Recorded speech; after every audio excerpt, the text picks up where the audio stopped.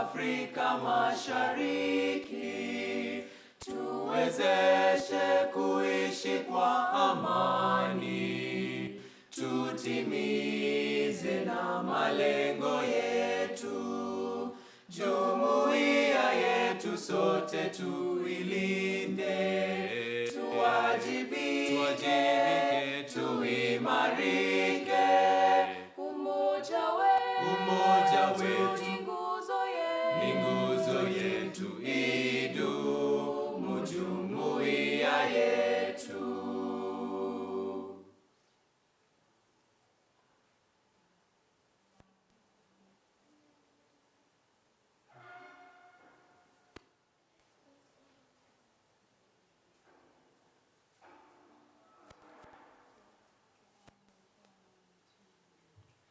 Let us all unite and celebrate together the victories won for our liberation.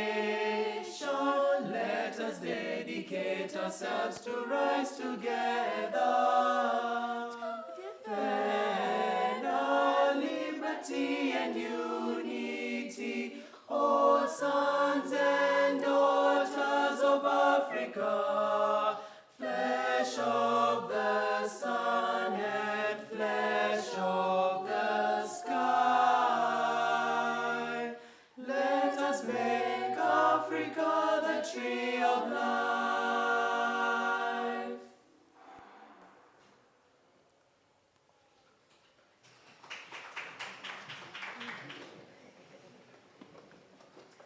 I think they deserve a louder round of applause.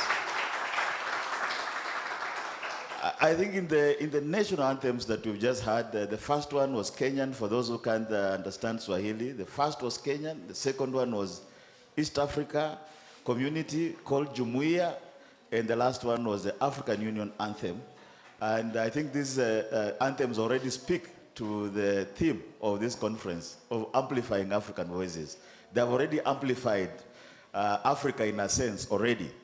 But as mentioned, in the interest of saving time, I would like now to invite Mr. Leonard Wanyama, who is the Chief Executive Officer of the International Relations Society of Kenya, our great partners here. I can see Leonard here. You can make your way, and in the meantime, we'll also be preparing to hear from Mr. George Kagoro from Open Society Foundation. So Leonard, over to you. I'm sure Leonard is going to say some very interesting things as he makes his way, so a round of applause in advance will serve to encourage him, for sure. Okay.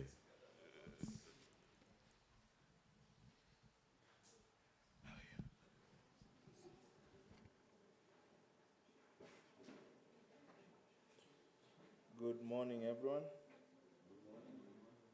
I had just arrived, and so I hadn't even composed myself to get my notes.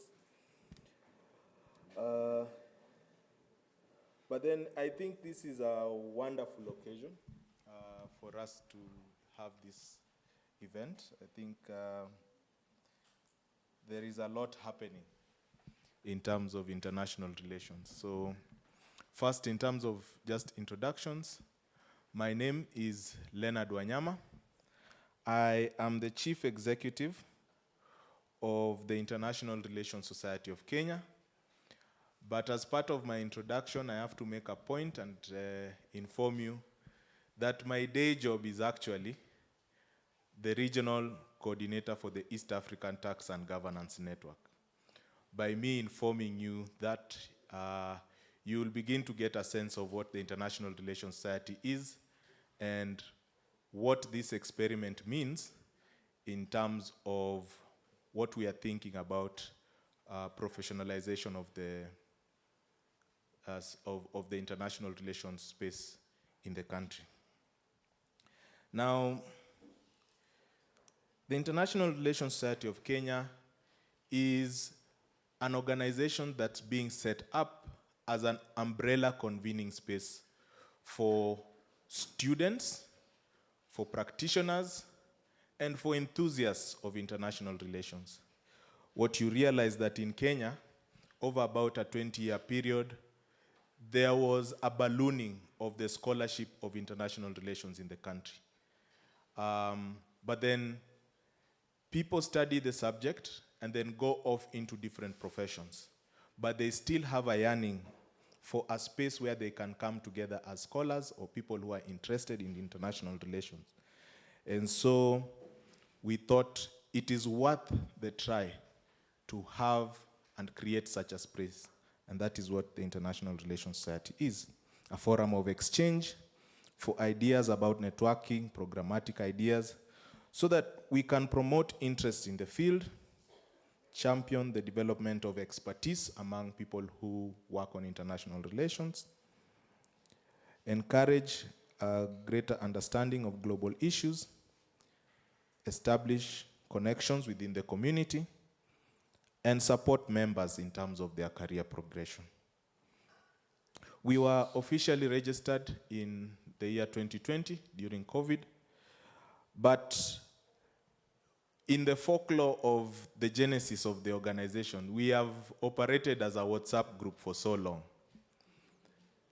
But we are happy that in operating that way, we have been able to reach a broad group of people who are passionate about the subject. And then for those who feel confident enough and comfortable enough with them, we put them through a membership track, and then they get a chance to engage in working groups, depending on the event taking shape. Essentially, through networking spaces, skills development, and influencing policy on a number of occasions. To give you a sense of what we've been doing, we have the annual International Relations Conference through the partnership of COMESA and ACCORD. We had our first conference last year, and we are having a second conference this year, to which I welcome all of you. And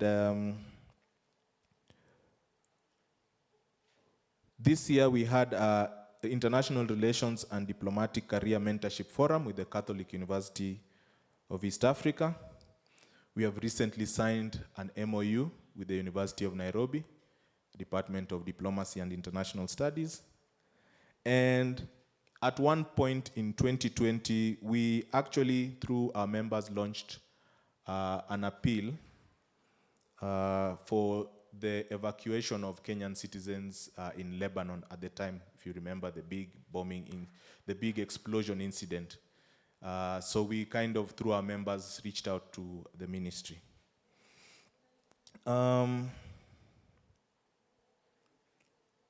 So what does it mean to participate in this conference for us?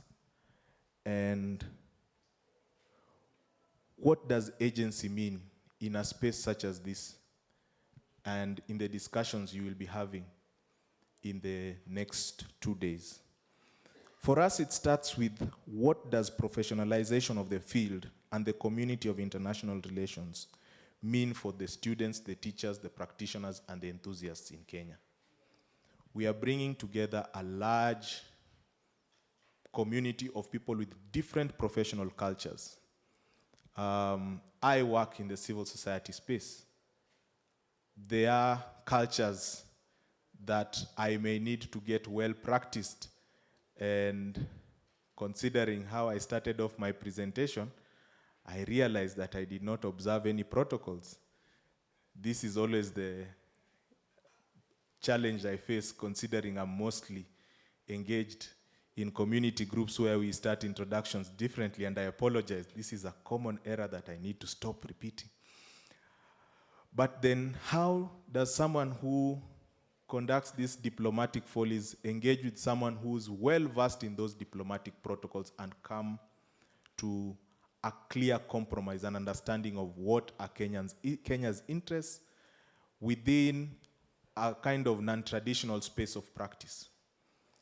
How do I engage with someone in the security sector? How do I engage with someone who, for instance, is a lawyer and is in actually a different professional society? So his interests are more well catered for in the Law Society of Kenya as opposed to the International Relations Society of Kenya. How do I cater to a securocrat? Gentleman is deep within anti-terrorism initiatives, and he cannot do certain things that I do, but we need to be engaging. So that is the first question of agency in terms of bringing together a very diverse group of people. Because if you put a well-versed diplomat in the room with someone who, quite frankly, his international relations is based on his consistent purchase of The Economist and foreign policy, and he reads that diligently, they are on two very different levels. But how do you get them into a constructive space for the sake of ideas and developing agency? Secondly, if we think of the context that we are in the world, the multipolar world that is emerging, and the conversations, particularly in Kenya following the new constitution and the place of the citizen and all Kenyans in this. For us, there is a conversation, a serious conversation about diplomatic visioning and the new ideas that are needed in Kenyan foreign policy. The first thing about that is the question of doctrine in Kenyan foreign policy.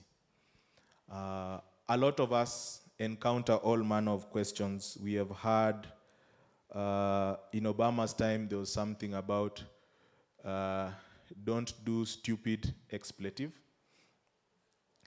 Today, Biden's policy is about the US position of trusted leadership. The Russians have started putting out a conversation about world majority. The Indians are talking about multi-alignment. The South Africans memorably told us about the African Renaissance.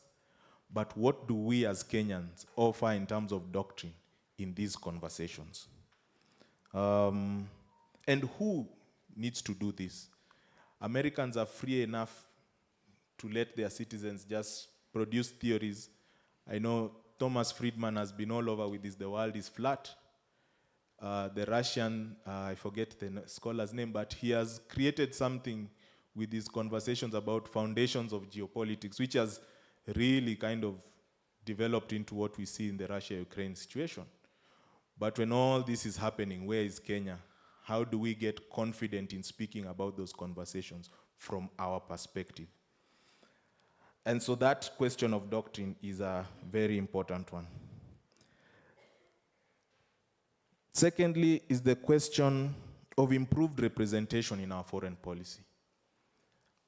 The current ministerial positions and the conversations we've had, for instance, a proposal by the Minister for Foreign Affairs and Prime Cabinet Secretary, Honorable Musalia Mudavadi, about infusing open diplomacy and parliamentary diplomacy in the foreign policy conversation. So how does that affect the diplomatic visioning?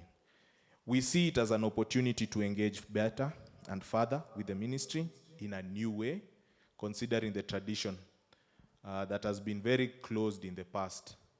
But it now offers an opportunity for these kinds of conversation.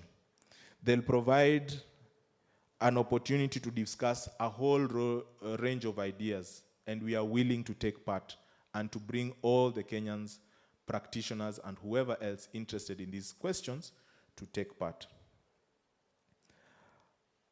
Because there are anecdotes I can take from history, particularly Kenyan history, where you see the evolution of things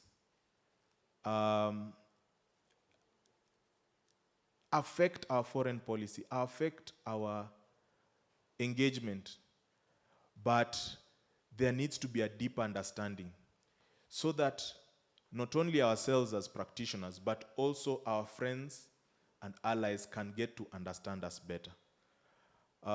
This morning, I just happened to think about this bead. Lots of Kenyans wear this bead. I normally say this is the best form of soft power for Kenyans. But sometimes people forget the history about how it started. There was a time we had a group called the Mungiki, and when a crackdown was started against them, the rumor was that now that they are shaving dreadlocks, they are using beads. But you can see how that has evolved from a problematic space to a space of pride. It can still be contested, but we need to be brave to engage that contestation, to understand that Kenya is a pluralist society, and there is a strength in that, and we must embrace that in thinking better about our foreign policy. And for us, when we think of agency, when we think of this conference today, when we think of all of you here today, friends, partners, probably there could be foes, that is part of international relations. Let us think about this agency for the benefit of our countries. And so we are very grateful to be here today. Thank you for inviting us, and apologies for the forgetfulness on protocol. I believe my seniors in the society will continue giving me the skills development that we plan programmatically. But thank you again for your graciousness, and I appreciate you coming here today. Welcome to Nairobi. Thank you very much, Mr. Wanyama. And I think the issue you mentioned is also something that I didn't quite observe myself. So, in a nutshell, all protocols observed. And thank you very much for starting us off. I think it will be remiss of me to, at this point, very quickly mention that this conference is a partnership, is a multi-partnership. And so I'll mention very quickly some of our partners so that they don't feel like all the effort they put in went to waste or that is not being recognized. So we have the African Center for Strategic Studies. I can see my colleague, Mr. Paul Nantulia, all the way from Washington, D.C. here. We have University of Southern California, I think specifically Institute for Global Studies. I think it's Jonathan Cohen is here anyway. I can see him all the way from LA. We have, of course, IRSK, which is International Relations Society of Kenya. Strathmore University is our host and a great partner. We have our funding organization, the Open Society Foundation. We have the Social Science Research Council, and specifically the African Peace Building Network. I think who helped us actually sponsor a panel that we'll be listening to on peace and security. We have the Southern Center for Inequality Studies at the University of Witwatersrand, Wits University. We have Center for African Studies at Howard University. I think their colleagues will be attending, both virtually and in person. We have Florida International University. Most our colleagues is actually joining us virtually. We have University of Nairobi, which I think for Kenyans, you remember it's called the university, because apparently others are not quite universities in the thinking of UON people and alma mater. There's a Social Science Research Council. We have the African Center for the Study of the United States, University of Nairobi, that is. And I believe I saw colleagues here from the Center for Human Rights, University of Pretoria. And we have a very major forward-thinking organization called the Institute for Security Studies, ISS, which has a presence both in Johannesburg, Nairobi, and Dakar, Senegal. So I think a round of applause to these partners for this far we have come. And without further ado, I would like now to invite Professor Ishmael Atea. He is the Director, Office of Faculty Affairs of the Deputy Vice Chancellor, Academic and Student Affairs, Strathmore University. And as I mentioned earlier, we'll get to know from him if we are indeed welcome or we are imposters on this very nice campus. Welcome, Prof. Okay.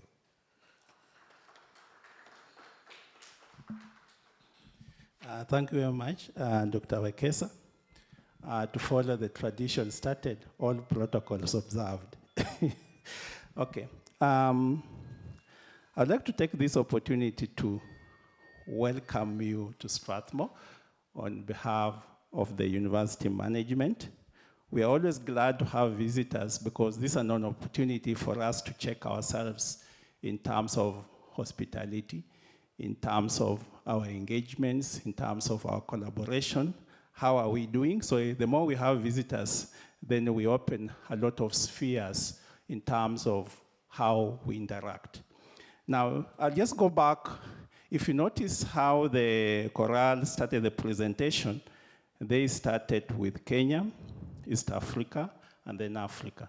I was waiting for the world anthem, but I didn't hear one. Hopefully, maybe there will be one sometime in the future. Maybe these some of the things you have to think about. It unites all of us. I want just briefly to mention that Strathmore University, we have a lot of things that we do. But in this particular scenario, I want to focus on our key pillars, service to the society.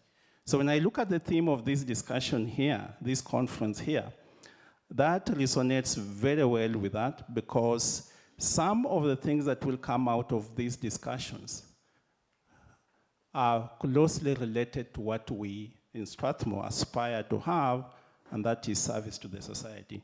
And we're going further on.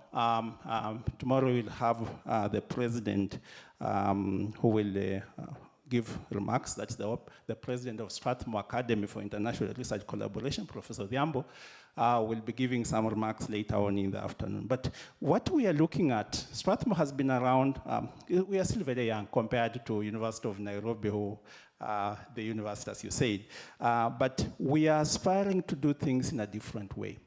And one of the things we want to do is, in the academia, we always focus on maybe the H index for that publication you have done, maybe for the research you are doing, but we are trying to look at it differently. We are saying we want to follow the actual impact of that particular research. So some of the discussions you are presenting here, I will be keen to discuss with you, what is the actual impact?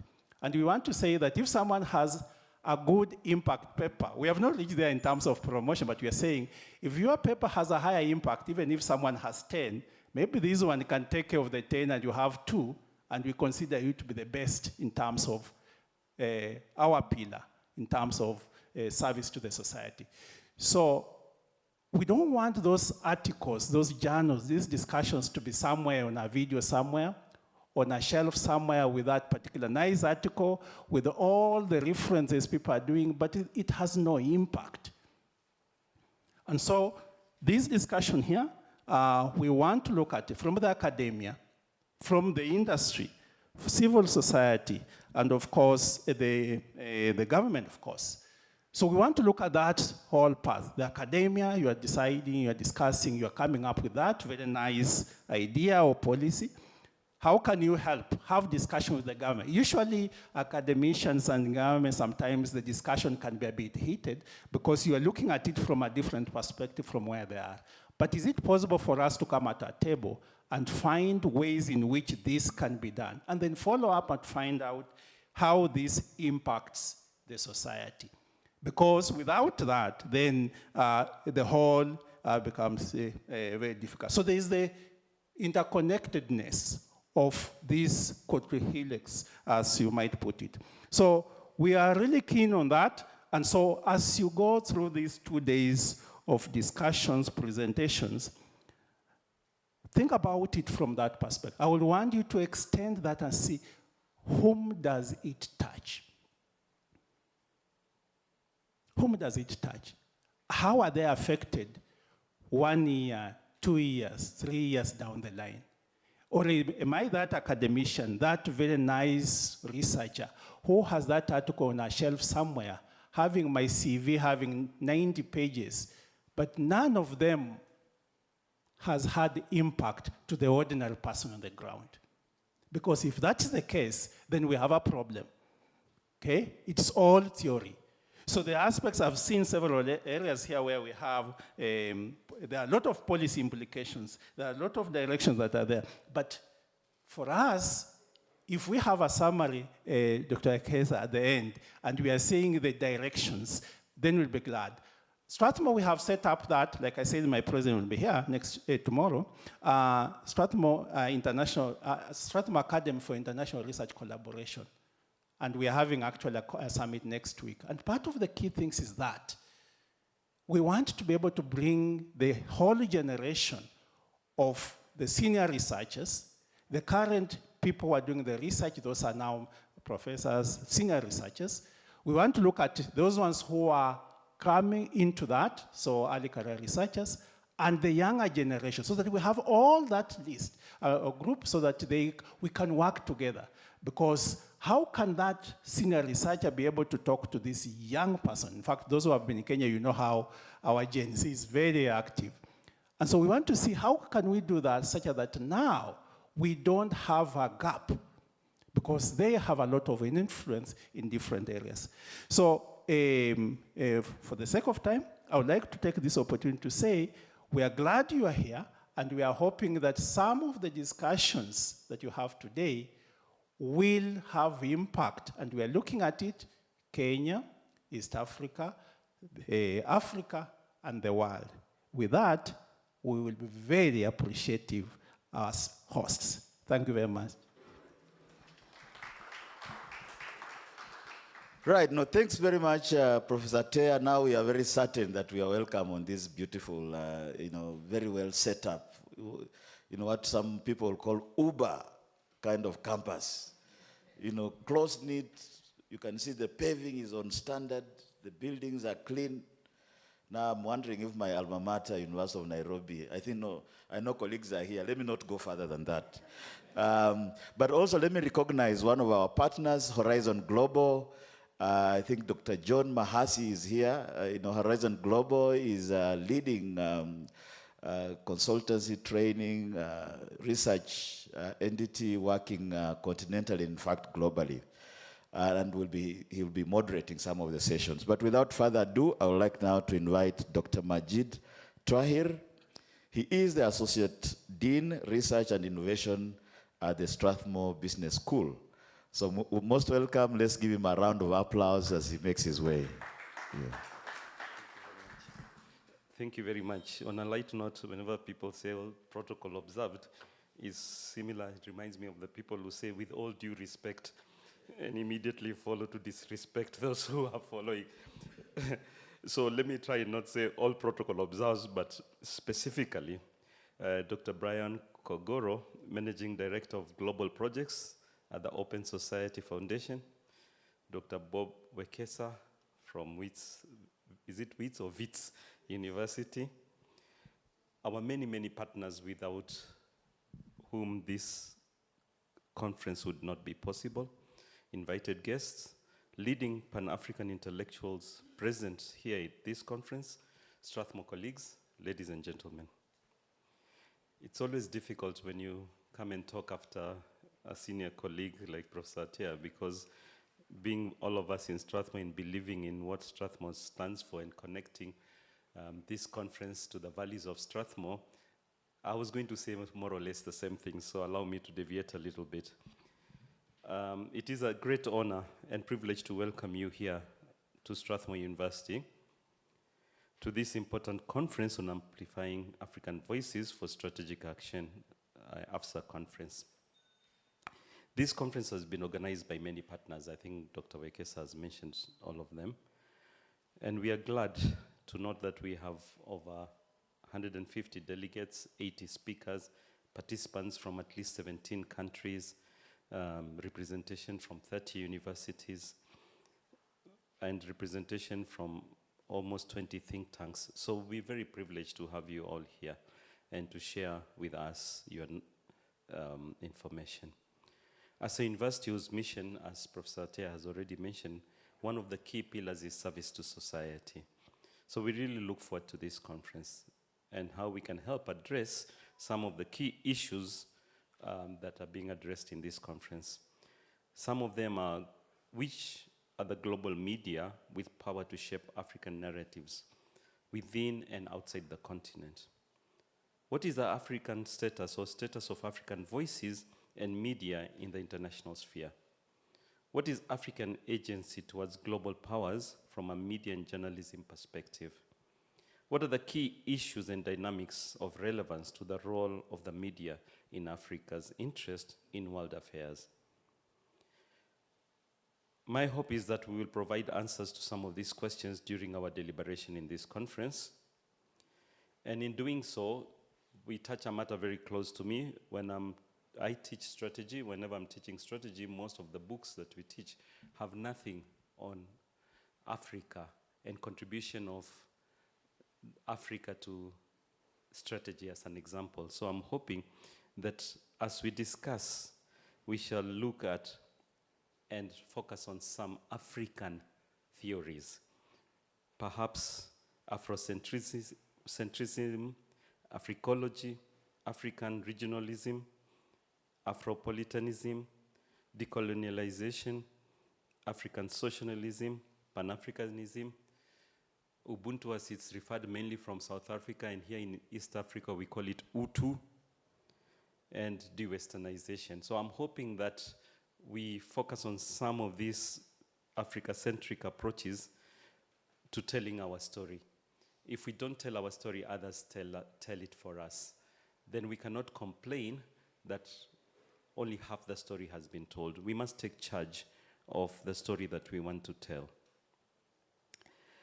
To find answers to many of these issues that will be raised, collaboration will be key. It is one of the pillars of Strathmore that we expand collaboration and partnerships. So I'm hoping that beyond this conference, we shall continue to collaborate as Strathmore and among yourselves for many, many more years to come. That whatever friendships and partnerships that you will develop here will continue beyond this conference. With those few remarks, I welcome you to Strathmore and wish you a very fruitful conference. And please make sure it's not just the parking lot and this auditorium that you know. Feel free to tour the campus. For those who are Catholics, there are many prayer places for Mass, for meditation, so please feel free to explore. Thank you very much. Welcome to Strathmore.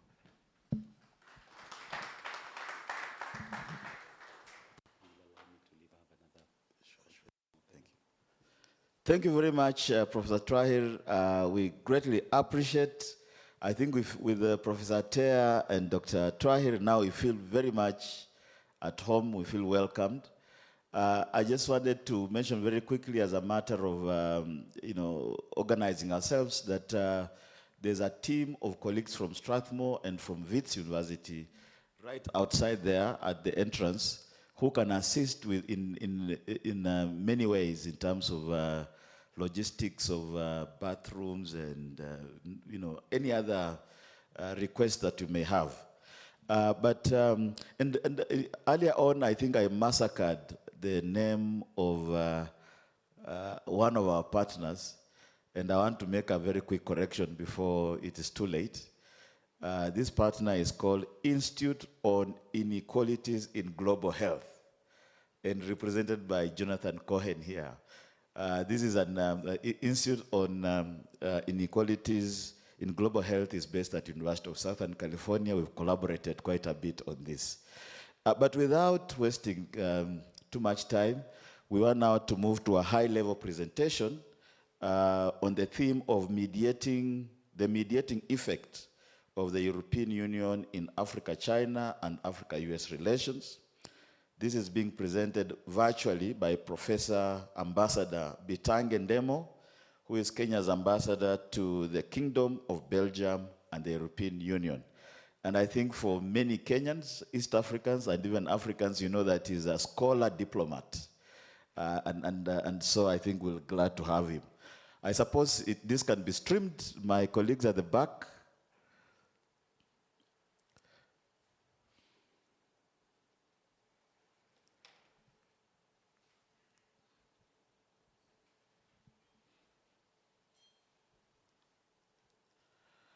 Okay, I think, is there a challenge?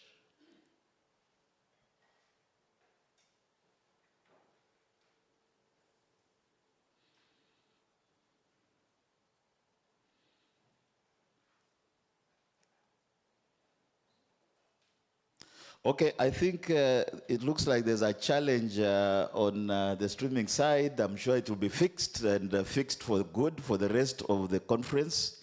I'm sure my colleagues are working on that. But in the interest of time, I think we'll now move to the next set of sessions. And this is a roundtable discussion. Now we are delving into the discussions. And the interest of saving time, we'll try and get Professor Ndemo back online later. This is the, Framing African Agency roundtable. We are jumping. I've taken the prerogative as moderator to bring you on board a little earlier. I hope this will be fine. This is being led by Dr. Edward Kawezi, lecturer, Department of Political Science and Public Administration, Makerere University, and I'm glad to also announce that Makerere University has finally seen the wisdom of setting up an African Center for the Study of the US, which is being launched in January. So I think over to you, Dr. Kawezi. So you take it up from there. I guess we'll have to move the seats here. We can make those arrangements as we go along. Yeah? Okay, so as we set the stage, we'll be patient as we do that. Sure.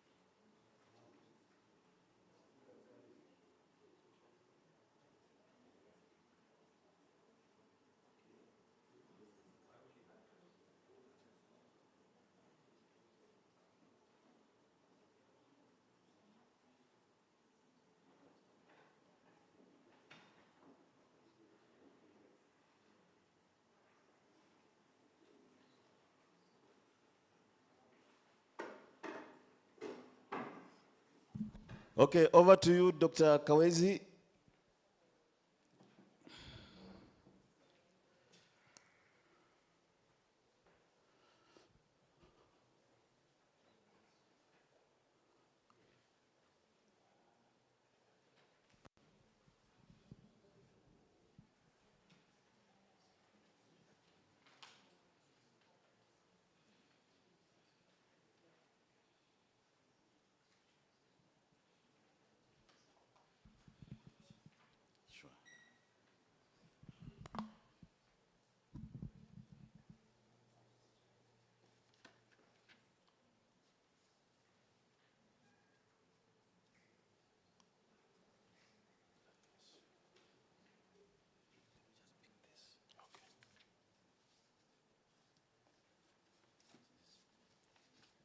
This is mine.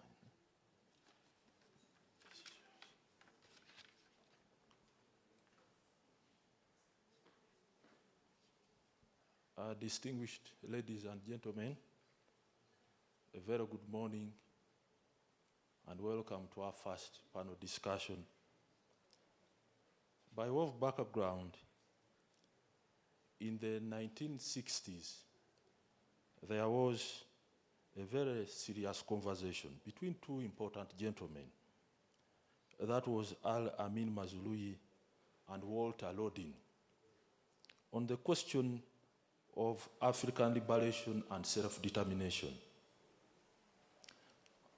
And this quest for liberation and self-determination was focused on the so-called African self, the liberation and the self-determination of the African self. Walter Lodin went ahead and published How Europe Underdeveloped Africa. Al Mazului went ahead and published The African Condition. And then later, in 1986, Al Mazului went ahead to affirm the African self through a documentary titled The Africans, A Triple Heritage. But the most remarkable agitation for the African self, put it at the African Agency, was the work of Ngugi wa Thiong'o, that is, decolonizing the mind. And then there was also another attempt under the African Writers' Conference at Makerere University, where the question of the language to be preferred as the language of note as far as African liberation was discussed. This particular panel discussion builds on those initiatives for the purposes of facilitating the growth of the African Agency and the self-determination and the liberation of the African self. And to take us through this discussion are five eminent personalities. The first one is Dr. Kabaso Kabwe from the African Center for the Study of the United States. Dr. Amandine, Senior Fellow and Head Geopolitics Program at the African Policy. Dr. Oscar Mwenye Otere, the Chair, Department of Political Science and Public Administration at the University of Nairobi. Dr. Nicodemus Minde, a Research Associate at the Institute of Security Studies, Nairobi. And then lastly, Mr. Kubai, researcher at the Institute for Global Governance, associated with UNISA.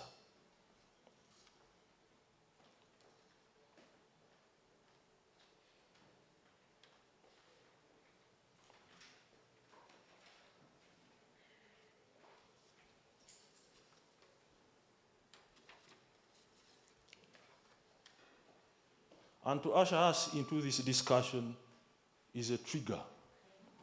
And this trigger is extracted from the Africans by Al Mazului. Please, we can have the trigger now.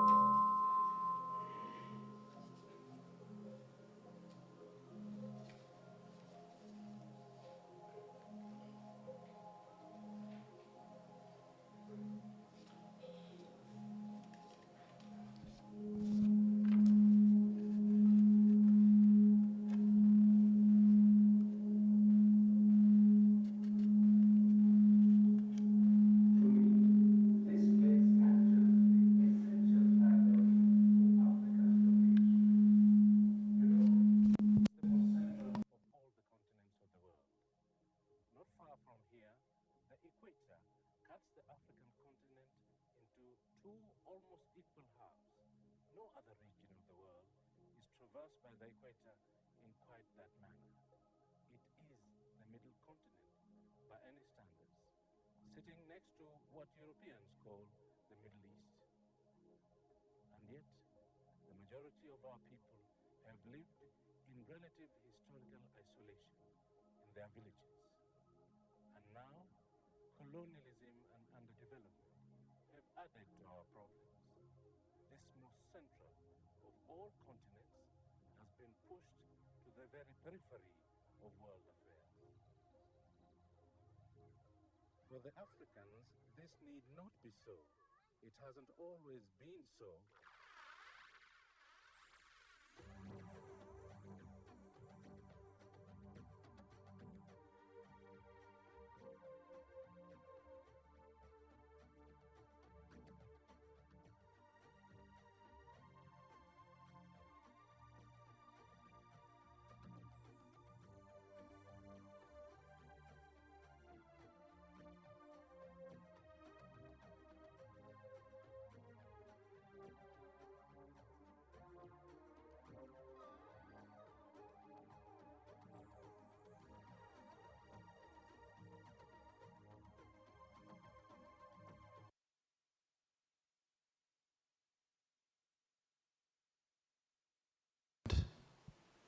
When Mazuri finally released that documentary, again, a very serious discussion ensued between him and Walter Rodin.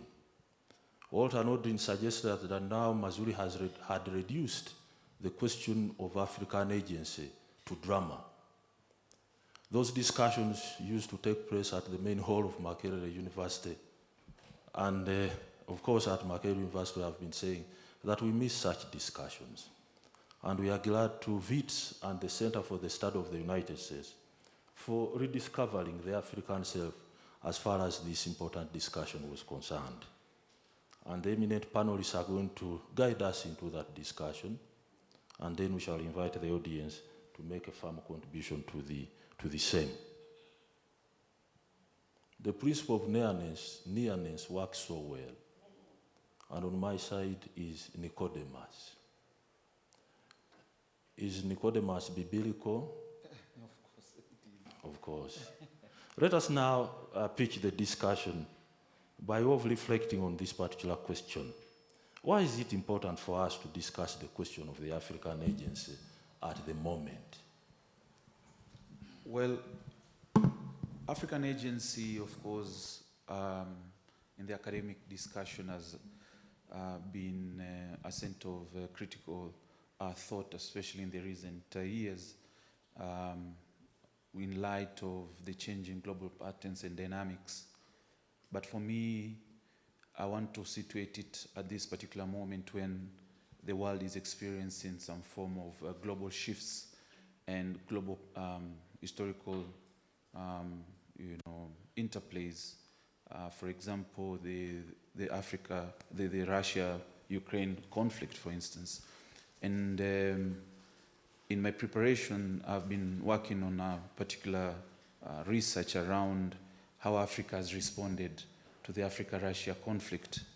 And you can be able to see some form of agency in terms of a form of neutrality, strategic neutrality, which is shifting the debate around what could constitute an African agency.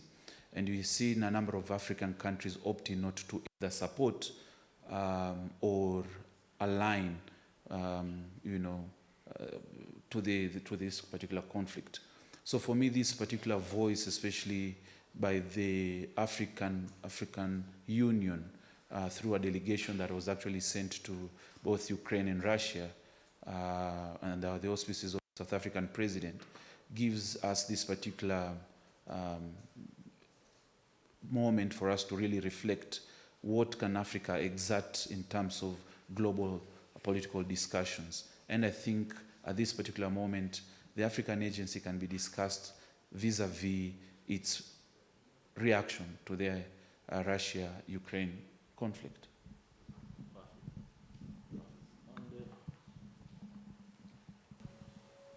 Of course, when one presents the African Union as a symbol of the African agency and our self-determination as a collective, there are bitter facts which we have to grapple with, but more inclined to the idea that we cannot easily divorce our feet from European shoes.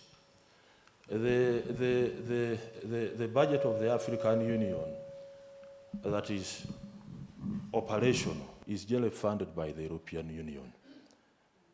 If we go by the idea of he who that pays the piper holds the tune, I'm not sure whether the African Union could be the most versatile institution to assert the African agency. But we can carry that discussion a little bit forward by now listening to Madam Mekabaso, as I usually refer to her, so that she can tell us whether really we should bother ourselves with the question of the African agency at the moment. Okay, thank you. So I think maybe to start, I think it's important to also understand what do we mean by African agency. What are we trying to define? What is African agency? So, I mean, I would say that if we have to be theoretical, there's lots of arguments in the literature on what African agency should constitute, what it is. But I think the common understanding is that when we conceive of African agency, we should think about the ability of Africans to engage, negotiate with external entities in ways that directly benefit the Africans. It should be about the ability to act or be able to change the outcomes. It could also be about the ability to, shape our own destiny, address the continent's challenges on our own terms without external or undue influence. So with that background, I would say that it's important now to discuss this concept of African agency because of, one of the earlier speakers alluded to it. We are discussing now the concept of multipolarity, and there's a lot of interest on the continent. Africa is increasingly being considered as a key player on the global stage. So with that, we have also seen that both emerging and traditional partners, traditional global powers, have been seen to, in not so many words, be competing to build strategic partnerships with the continent. So coming from that, I think it's important for Africans to assert themselves and determine how they can reframe and readdress some of the imbalances that we have been seeing in the past. I think it's important now to discuss what that means for Africans. How do we address some of these relationships and how do we engage? Yeah. Yeah, Madam Mekabas, a very interesting submission. We need to assert ourselves. But let me dramatize the idea of assertion when it comes to the context of the African state. And these are very interesting kind of simple facts, that majority of the states on this continent cannot even construct a highway using their own money. You see, the best way to pursue the question of the African agency is also to grapple with hard realities, which we face at the moment. And the African agency, as you have perfectly located it in the decolonization moment, has much to do with how we have been struggling, to become formidable. Asia has become formidable. Latin America is becoming formidable. As Mazuri put it, we still remain at the periphery of world affairs, in the sense that we even beg to construct a highway. Those are things that do not speak so well in favor of the African agency. Perhaps we can tap into your talents, Amadine. You may be having proper solutions to how we can power up this African agency. Thank you. You can just put the map on the screen, please. I don't know if I have the solution, but what we try to do, for instance, I wanted to start something with the APRI, the Africa Policy Research Institute, where I'm currently based. You can animate the map, please. And as we are here for very practical things, we wanted to start this project. It's an ongoing project. It's still we are still at the beginning, but what we want to show is that we have more and more Africa Plus. Can you? Okay, that's okay. So we have more and more Africa Plus summits, and this is a real expression of the African agency. And what you can see on the map, it's this, using the timeline, you see along the time, more and more middle powers decided to have summit with Africa. And you see now the map, currently this year, all the countries meet with. So I think that's just the basis, but we were talking about concrete things that, for instance, think tank can do. This is the kind of contribution we would like to have. First, having strong evidence-based analysis, and then to ask what should we do with that? And then also question the fact that we have more and more push from African states to organize this summit on the African continent. This is also an expression or increasing African agency. So obviously, I could say a lot of things about a lot of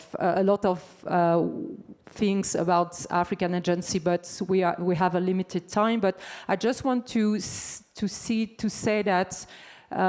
This diplomacy, this collective African diplomacy is a very good example. And what we can do as a think tank is to make sure that this is clear, this is really understood by the Africans. You mentioned the Africans, so the African organization, the African civil society, the African private sector, but also for the partners.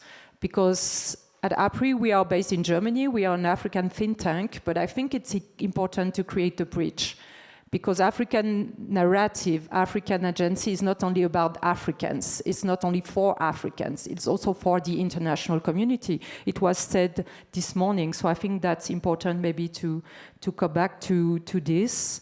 And I will stop there just to leave enough time for the debate and any question after that. Thank you. Yeah. Thank you so much, Amadine. I just want to agree with you that things can be very complicated when it comes to the question of the African agency. Even if we are to reflect on the fact that there are many African conferences that are being organized.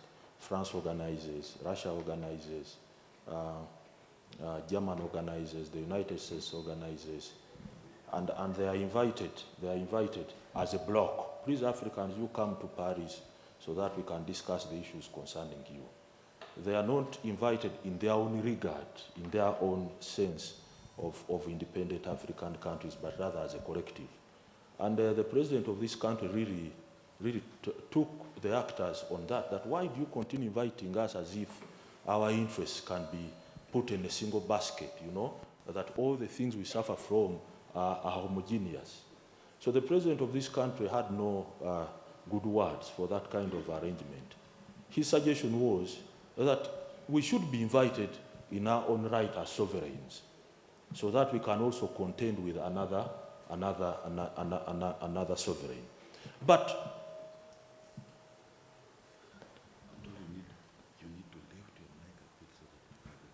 the people at the back are very good. They are seated at the periphery, at the periphery of the discourse. We shall amplify the voice a bit. But amplifying the voice, really we now have to go into the specifics. And it is not the first time these specifics are going to be discussed. In the 1960s, a conference took place at Makerere University. And that was the the African Writers' Conference. What was being discussed was the language question. You see, liberation and self-determination has much to do with the software, the language of instruction, in which the Africans are supposed to be instructed into a particular civilization. In attendance were Ngugi wa Thiong'o, the son of this soil, Christopher Gibo from Nigeria, Mokapa of Tanzania, and many, many other luminaries as far as African literature was concerned. And the question was, which language should we use?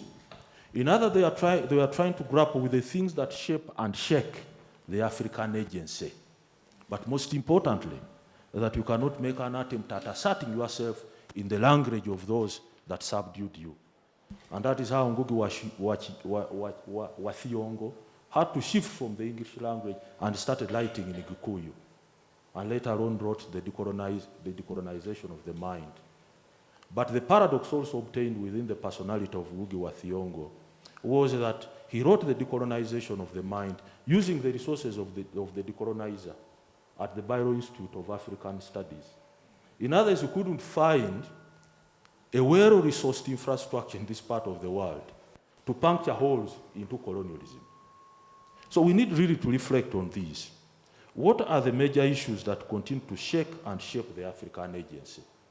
Perhaps for that we can rediscover that debate that started a long, long time ago in the 1960s at the African Writers' Conference.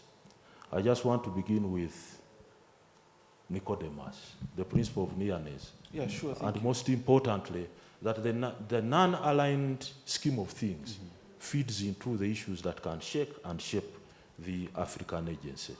So for sure, I was part of a forum actually that was trying to understand Global South, a reaction to the Russia-Ukraine war, and we were focusing on sovereignty paradox, understanding the history around non-alignment.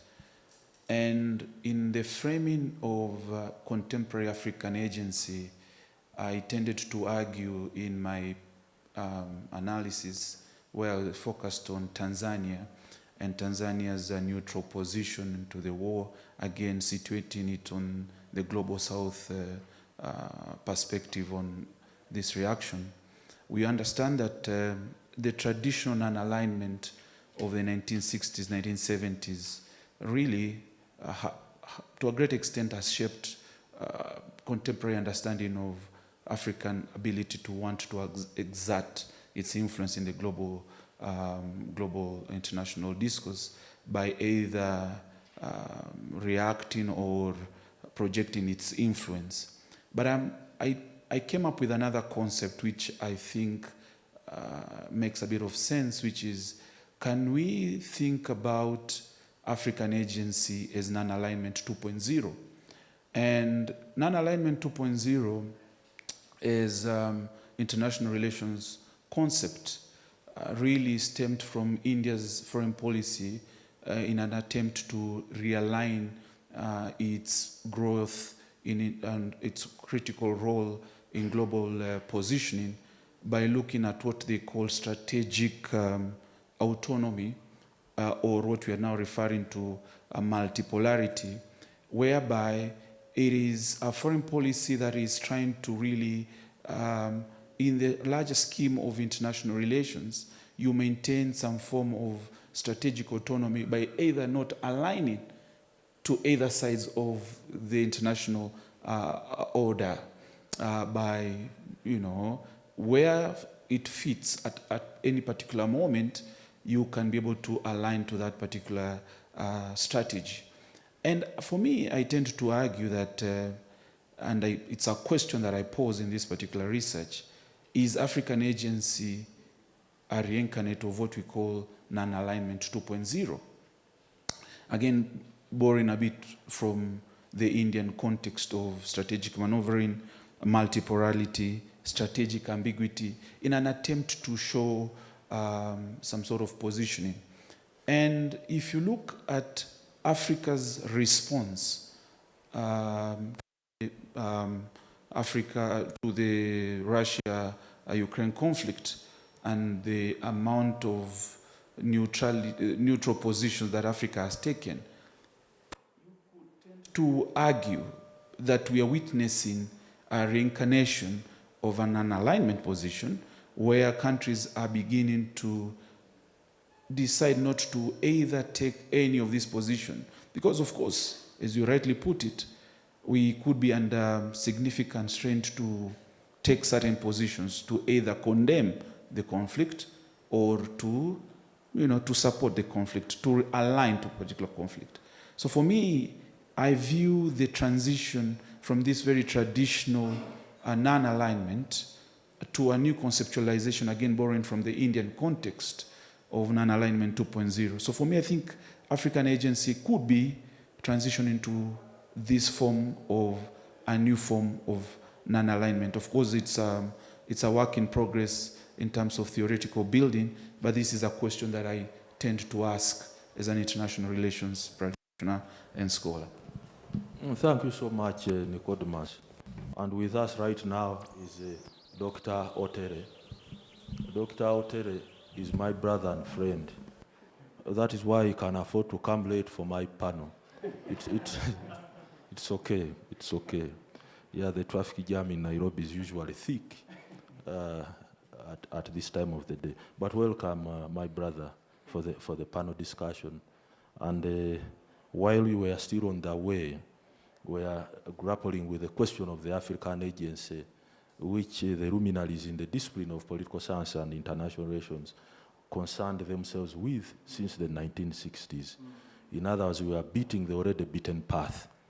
And Nicodemus was trying to explain to us the vision of the non-aligned movement and the 2.0, not 2.1, not 2.2. The selection of the 2.0 and not 2.1 will have to be in the future unpacked. But talking about the non-alignment scheme of things, this is what we usually imagine in time of crisis. And history becomes material in this regard. There was a war between Sparta and Athens. And a principality referred to as Meros decided to take the non-aligned scheme of things. In other words, Sparta was not sure whether Meros was on its side, but also Athens was not sure whether Meros was on its side. When the war progressed, both sides were concerned that at a certain point, Meros may decide to take one of the sides. In other words, the argument was that let us first eat Meros first before we sort ourselves out. You see, in the time of crisis, and it was put so well by I think, the foreign minister of Ukraine, that those who think that they may not take sides in this kind of crisis just lack a firm understanding of how international politics works. And his suggestion was that at a certain point, when the war finally ends, we may also refuse to come to their rescue. Now I was speaking on behalf of the West. So things, I want to agree with you, are very complicated at the moment, particularly when it comes to us who sit at the very periphery of world affairs. But the pragmatic way of looking at things could be, who among all the actors that are part of those kind of crises, who has firmly been on our side, who has been firmly on our side? When I'm illustrating that within the context of Makerere University, I always ask my students to move around campus, reading the words that are inscribed at most of the buildings at Makerere University. And that is when we see that this building was donated by USAID. This building was donated by Belgium. This building was donated by Germany. And then I bring back the question that now, if we are to be fair, how should we structure ourselves in a world that seems to now suggest that support should be given to those that have ever given support? I don't want to suggest that we need now to tilt our alignment scheme of things to the West or to the east as to where Russia, but it is a very interesting dimension. And if we do not get our art right, chances are very high that at the end of the war, there might be firm shifts in the way the powers of the world perceive us. Of course, we are all trying to make sense out of a situation that is tough. Now, Dr. Otere, from your location within the context of Nairobi, arguably the capital city of sub-Saharan Africa, how should we think of the issue that is the African agency? Thank you, ladies and gentlemen. Good morning. Edward and I have a long history, and my lateness is not deliberate, but out of some emergency in the office. And thanks so much for your reception and opportunity to contribute to this panel. I'm quite excited that I'm part of the gathering to speak to a subject that I have passionately researched on in the last 15 years. When the discourse on China-Africa relation was just gaining momentum, myself and a few scholars, we took the direction to ask ourselves why African countries have not been recognized in this relation. Essentially, asking the question of African position in China-Africa relation. We found a very excellent point of entry into this discussion. And I personally, I associated myself with the writings of Christopher Clapham on African international relation. Essentially, Clapham asking the question, why do African countries continue to survive in the international system despite their marginal position? It's a question that was asked in mid-90s, but it found potency in the events happening at the turn of 21st century, when we saw these emerging powers, China is coming in and other groups of groups with the global south. And so, Chair, the question of African agency is still quite relevant if we see what is happening in the light of evolving dynamics. So everybody wants to associate with the African countries. We are seeing, the countries, they are either being brought together in one sitting, in one capital or another. More recently, in September, was it in September, a few African countries took breakfast in Indonesia, and some were lunching in Beijing. So essentially, projecting that, significance of African countries. The question that we grapple with, what are African actors, what are they putting in place in light of changes in the global order? Looking at African politics, there are certain inherent behaviors among African political players looking at leadership. And those of you who are following what's happening in this country, for example, The nature of African politics, broadly, the governance structure, how is it adjusting with the evolving political order? Are we likely to see the situation in a way to make these countries persist and become more relevant in the evolving situation?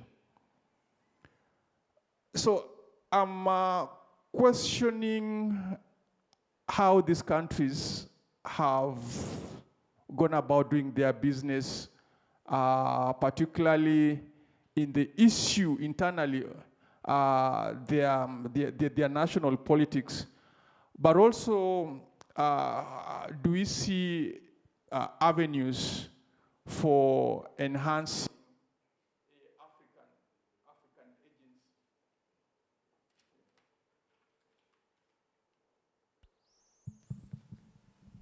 agency? Yes, yeah, African agency. This week on Tuesday, I had the opportunity to participate in a similar setup. There are setups that brought African and Chinese scholars, and the discussion was gravitating around the issues. One of the participants, and a high-profile a diplomat who, seen Chinese leaders and African leaders coming together, did agree or did report that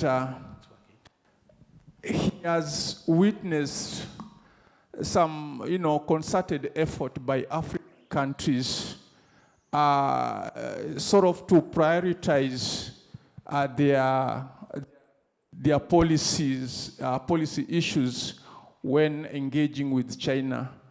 But the question we ask, how is this prioritization happening, and how that is felt among the local populace? The citizens here in Africa, according to Afrobarometer Round 10 survey findings, indeed they still recognize that China has a huge influence on this country. So if they do recognize, one will have really expected to see, the points of convergences in terms of how are these priority areas placed, and how do African actors get to engage on those issues in a bid to also raise their voices in those engagement. Chair, I will be coming back. I hope time will allow us to I come back. Thank you. Thank you so much, Dr. Otere, my brother. But most importantly, that they met in Indonesia and had lunch. That sounds Marxist, that man must first of all eat, drink, and have shelter before he engages in discourse. As to whether the idea of eating fits into that scheme of things also matters. But, Madam Kabaso, the major issues which shape and shake the African agents at the moment is among the things we should concern ourselves with as far as this discussion is concerned. Please inform us. Okay, thank you. I think there are plenty issues that we have to consider, and both external and internal issues that shake African agency.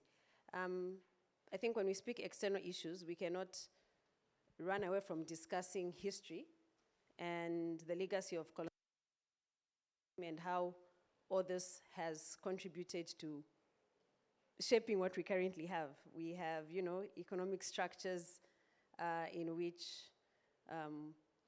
most African countries are reliant on exporting raw materials. We have structures where we have this political interference, even from colonial masters, which obviously undermine African sovereignty. You could also speak of debt, the debt burden. All this affects African agency because it limits our policy options and our ability to sometimes determine and assert ourselves. And then also when we speak internal issues as well, there are plenty. I think we take, I'm one of those that argue that we could take some of the blame for where we are at. We have, for most African countries, very weak governance structures, marred by corruption. All those affect African agency. Citizen participation in key decision-making, because I mean, if your citizens do not participate in some of these things, then how do we know that the people that speak for us are actually speaking for us? Also, you could also speak of conflict. I mean, now we know that for the most part, it's not interstate conflict on the continent, but more intrastate. But again, you can argue that, because even when it's intrastate conflict, it can also be defined as interstate. I mean, I could give an example of the war in DRC. It's intrastate, but there are arguments that the war is sponsored by another country. So therefore, you have those rivalries. You cannot speak African agency or go to the table as one if you're fighting. How can you agree and speak with one voice if you do not get along? So conflict fueled by tension in, be it religious, ethnic, national rivalries, all those affect agency. And I think the last thing I want to highlight that affects or limits African agency is, I think, leadership. I think that, I mean, sometimes we could do better with the type of leaders that we ourselves elect to represent us, that we appoint to speak for us in some of those important gatherings. So I think all those continue to shape and affect our agency. Yeah, in a nutshell. Thank you so much, Madam Kabaso. And Madine, perhaps I should go off the diplomatic script and project this. The foremost decolonizer, as it is at the moment, is Sabelo. Those who are interested in the decolonization discourses may have read his works. But Sabelo, as the foremost decolonizer, also presents to us a paradox, and that paradox was already pitched by Ngugi wa Thiong'o. He started in South Africa, and that is where he started the decolonization agenda from. And then he was flattered by the much resources that the West can offer, and is now at the Bayrou School of African Studies. He came to Makerere and asked my students to put this particular question to him, that Sabelo, are you still decolonizing? When we are using the resources of the decolonizer to decolonize, are you decolonizing? In others, when we are speaking of the things that shape and shake the African agency, really, the stakes are so high. And please, Maldin, you may wish to speak about those very issues that shape and shake the African agency.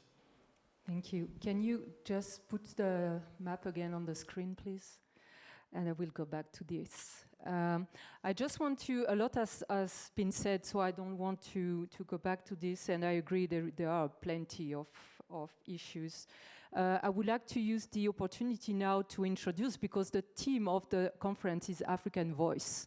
So I would say, for me, one of the main limits is that we need to connect African agency and African voice. And there is an issue behind this idea of African voice, because what are these African voices? So I think this is maybe one of the issues, because we are lacking this African voice at the multilateral level, for sure. We know that by 2030, 20% of the population, of the global population, will be in Africa. So what does this mean in terms of African voice, first? And the second one is that also when we talk about African voice, you said it. We are usually, when we speak about African agency, we think about states, we think about African regional organization. Obviously, we think about the African Union. But the question now is, does this organization really represent the citizens, the society, expectations, interests, agenda? And I think when we bring the African agency now in front of the international communities, the Europeans, the US, the India, the Japanese, the question is, who are you really represent at the end? So I think this is a question, and you mentioned Afrobarometers. I also mentioned the Afrobarometer survey when we talk about the position towards their elites. They think that for most of them, they are not really represent them because they don't care about the expectation. There is a lack of public services, there is a lack of social services. So how can we deal with that when we want to bring this African voice at the continental level? I don't know, are you able to put the map or not? Okay.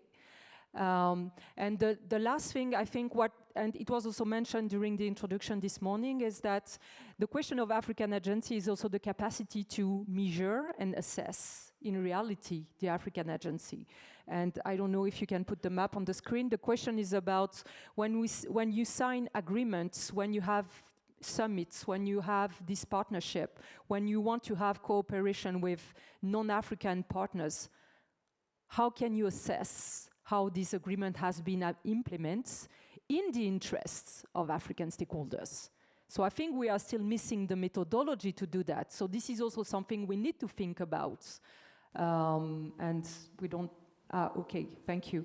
I just want to to quickly, can you maybe click on, maybe on China, just to show directly on the map on China? Okay, so this is just to show that we know that there is a lot of partnership, a lot of summit, a lot of areas of cooperation. So just also to link what I'm saying with our research is also to say that we have a lot of possibility of cooperation. You mentioned critical raw materials, of course economy, of course we have trade, but at the end, in all these different areas of cooperation, where is the African voice? Where is the African agency? And how can we assess this? So once again, we are just starting this work at APRI, but I think this is going to be a collective work, and I just wanted to mention this here. Thank you. Yeah, thank you so much, Maldine. As we are moving towards the end of this important discussion, I will certainly invite the audience to have their input in this discussion. Dear Bob, at the University of Nairobi, there is something remarkable. I just want to outline that before I invite my brother to speak to the issues that shape and shake the African agency.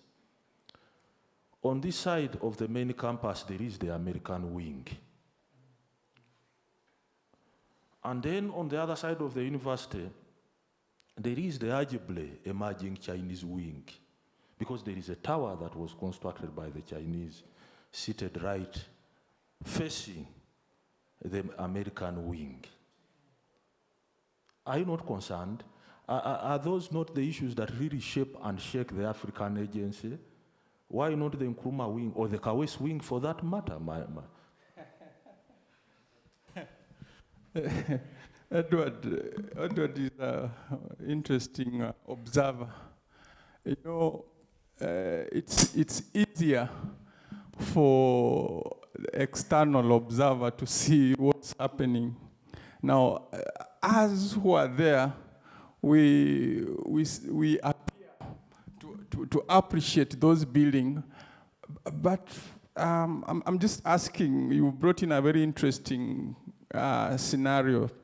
The American wing constructed long ago, in fact, among the first buildings in the main campus. And now we have a university tower, of course constructed by a Chinese company. And recently we are witnessing influx of Chinese delegation, one after the other, and it's quite exciting for us because there is this new emerging frontier, especially on now capacity building in higher education.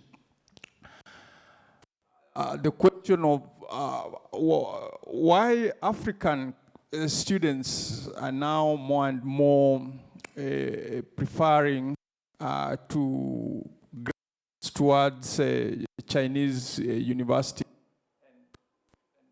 where which particular fields are they interested? But more importantly, where are the contributions happening? It's quite the presence of China in Kenyan's higher education is now being seen as a new front.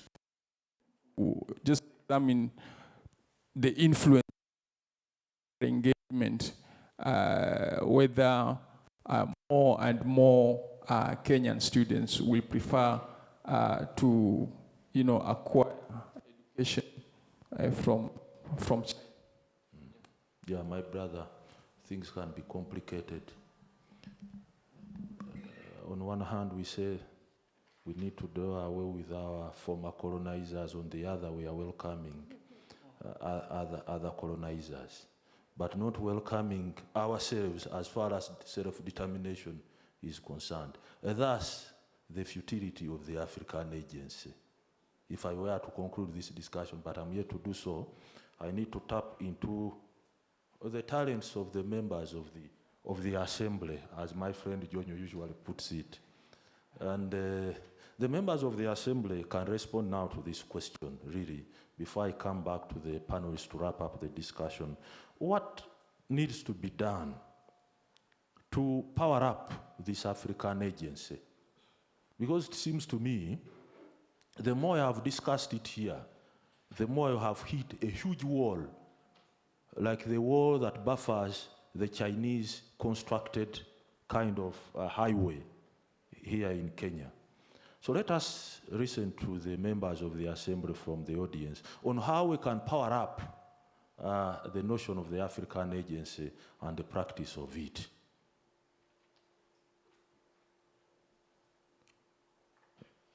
I'll begin with Mama, because the future is women.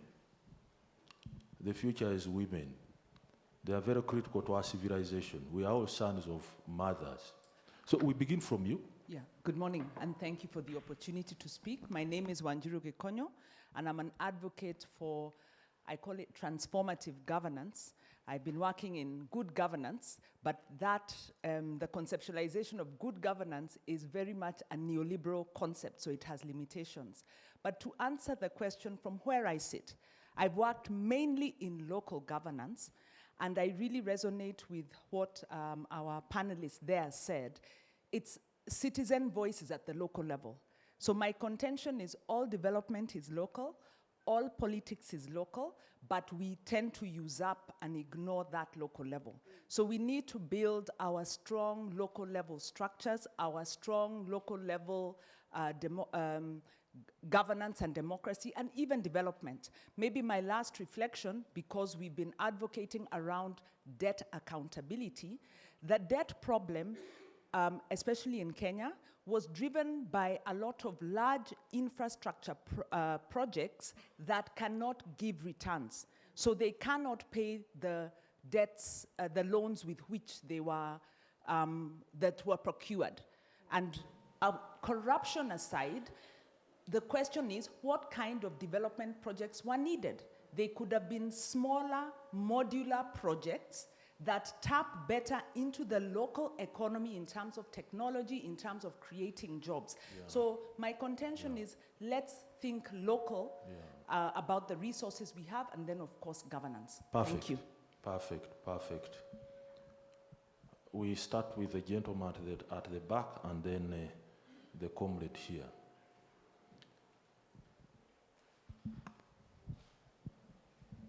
Thank you very much. My name is John Mahasi, and my thinking, first of all, is let us understand how global dynamics and economics work.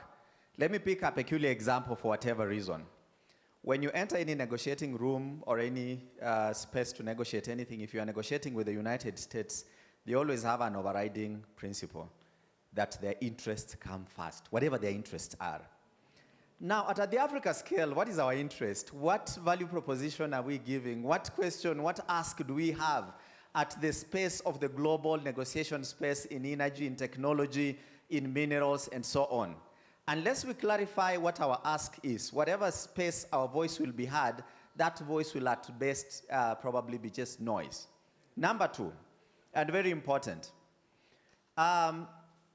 we are talking of African agency and in various spaces.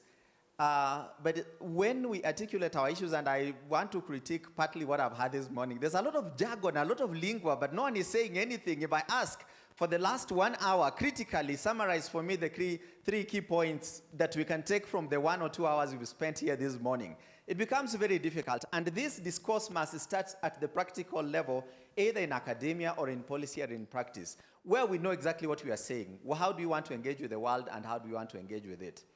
Based on my limited understanding of commerce, it is very easy to look at the barriers. But every space, every market, everywhere where we go for negotiation, there are practical barriers. The idea that such fora should be coming up with is how do we scale up those barriers? How do we overcome those challenges that we will face at the global negotiating space? We must come up with the practical solutions.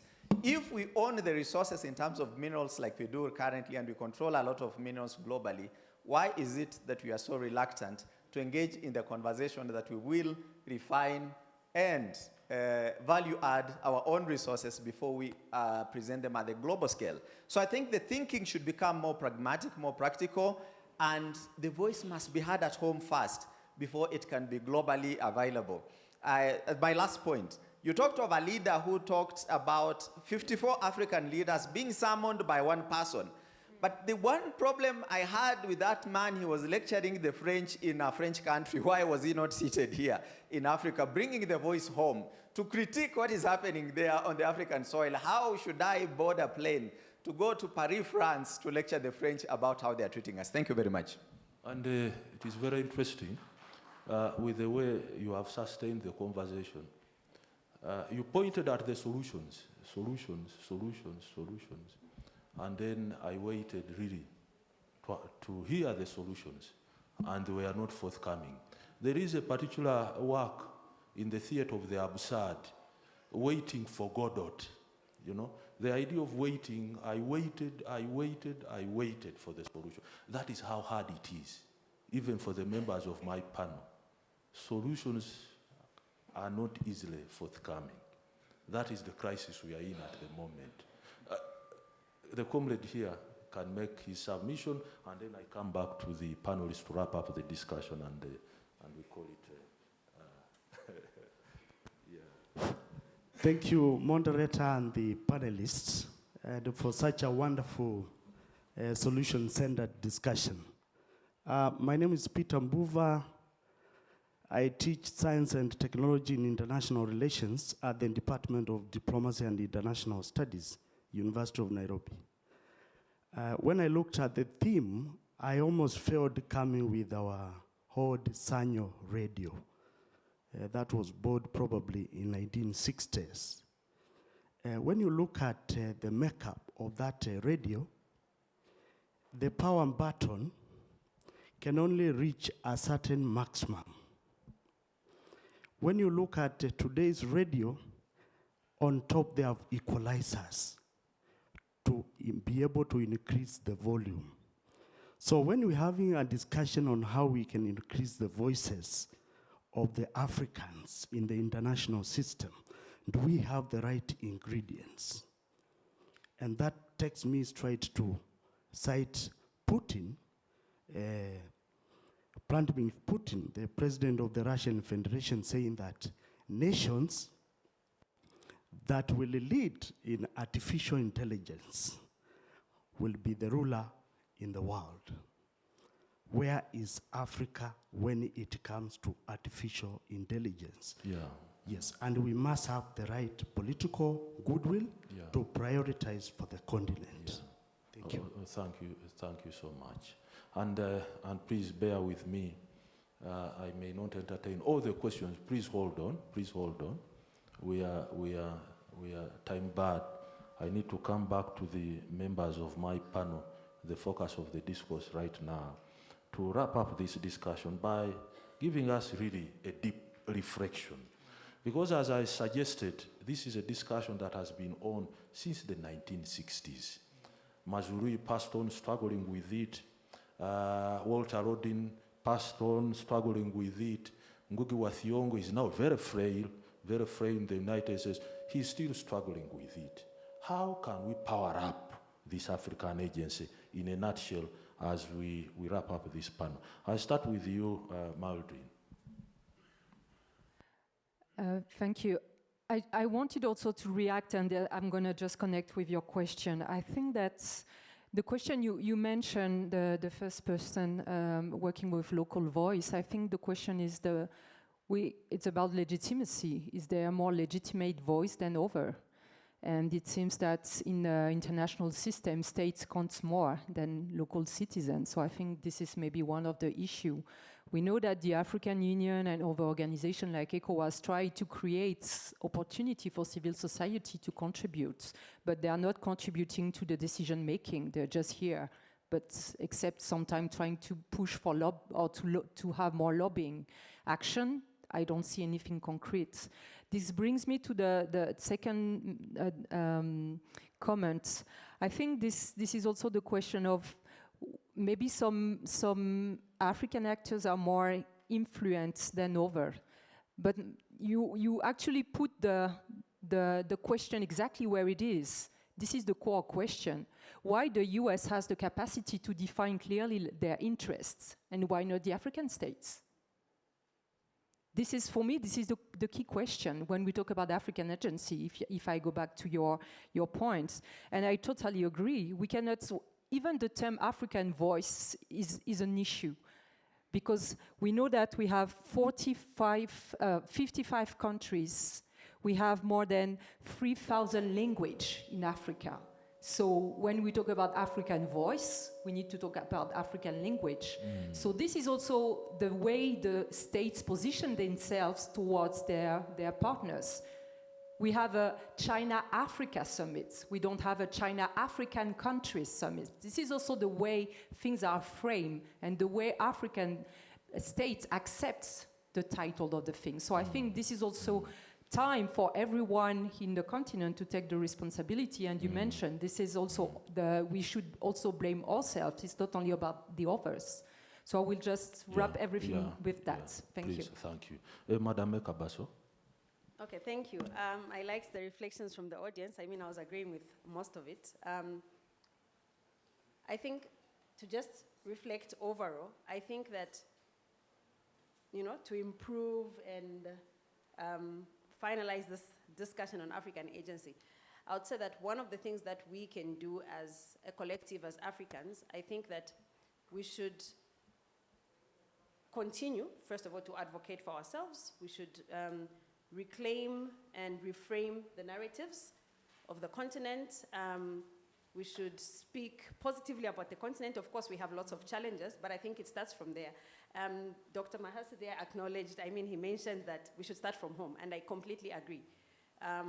Citizen involvement, we should speak positively about the continent, address our challenges, positive nuances on how we can improve. And it goes back to when we speak of amplifying African voices. If we speak all the time, we are negative, and there's so much positivity that we can speak about. So I think we could start from there. And then I think my second point, just 1 minute, is we should continue advocating for, at the global stage. We've already mentioned how now Africa is considered as a key player on the global stage. We should continue to push for reforms that make us an equal partner in the UN. We should continue to strengthen good governance in the country. We talked about citizen participation. So there's many things that we can do. Tackle corruption and yeah. Yes, my brother. You were. Thank you. Thank you, Chair. My concluding reflection, first and foremost, I'm quite excited as a student of African Agency that this discussion is happening on African continent. I'm a victim of flying to Washington, Brussels, and talking about African Agency far from African continent. And this is what we should be doing. When I'm seated here, I'm actually looking at participants, and I'm asking, do you have any representation from Kenyan government, mainstream players? And this, for me, is what I'm asking. There is a gap. Those in academia, myself and colleague here, I see familiar faces really represented. I see a representative from civil society. Where are government officials? We need to come together and have constructive dialogue around the question of African agency, so that them, as they also do bidding on behalf of the locals, they know the right vocabularies, they know how to articulate and aggregate these issues, so that towards the end, we want to see those voices amplified, Chair. So that will be my concluding remarks. Thank you. Thank you so much, Chair.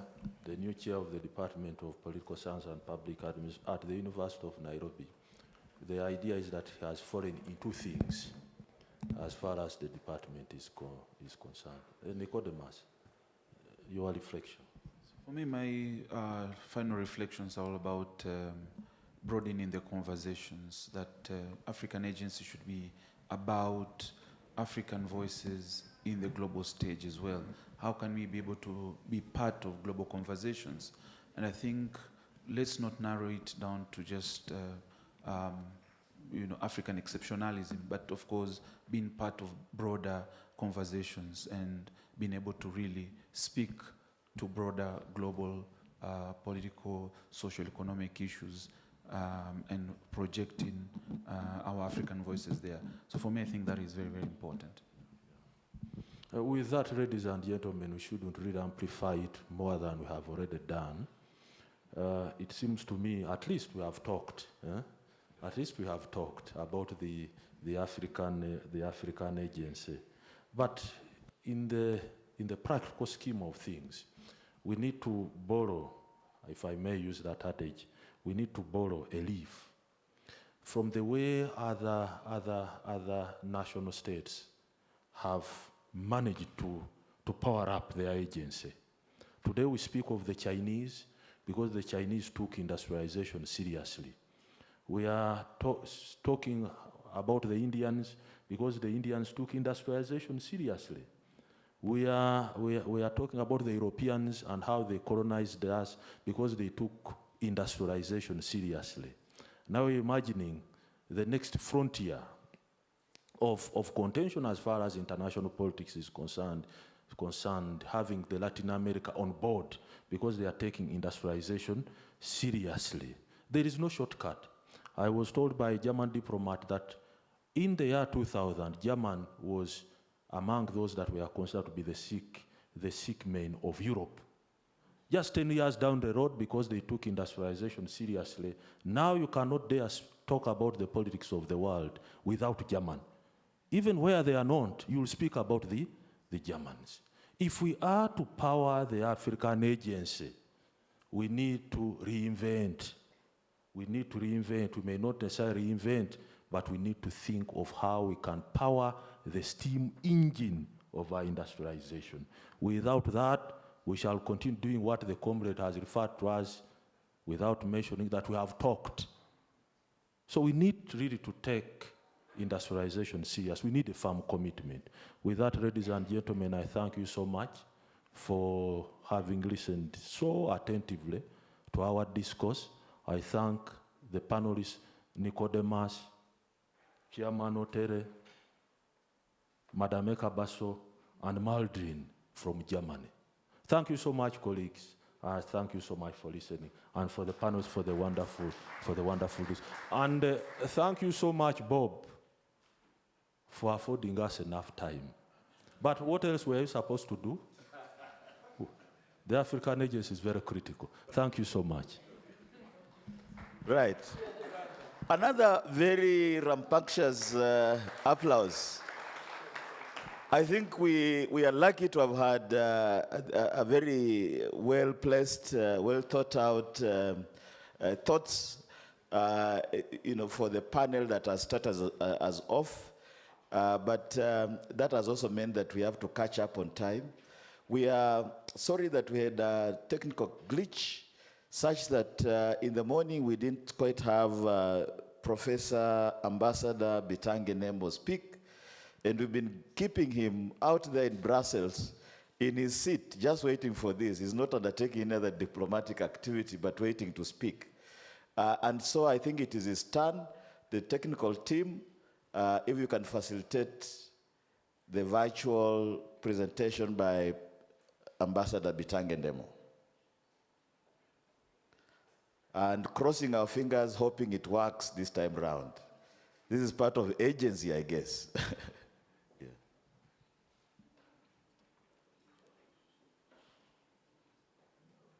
Okay, no, I think I can see Prof. Okay, here you go. The floor is yours. Yeah. Can you hear me? We can. Yes, we can. Because you are not coming through clearly, even as I listened to others' speeches. First, I must say something about what has been. I wish you had given me a chance to speak about the role of young African voices, because I just finished reading a book by Carlos Lopez, which I've shared with my brother Bob, and I wish you can share it widely. Spends a lot of chapters about the emotional past, making reference to Ngugi wa Thiong'o and other African thinkers from the past.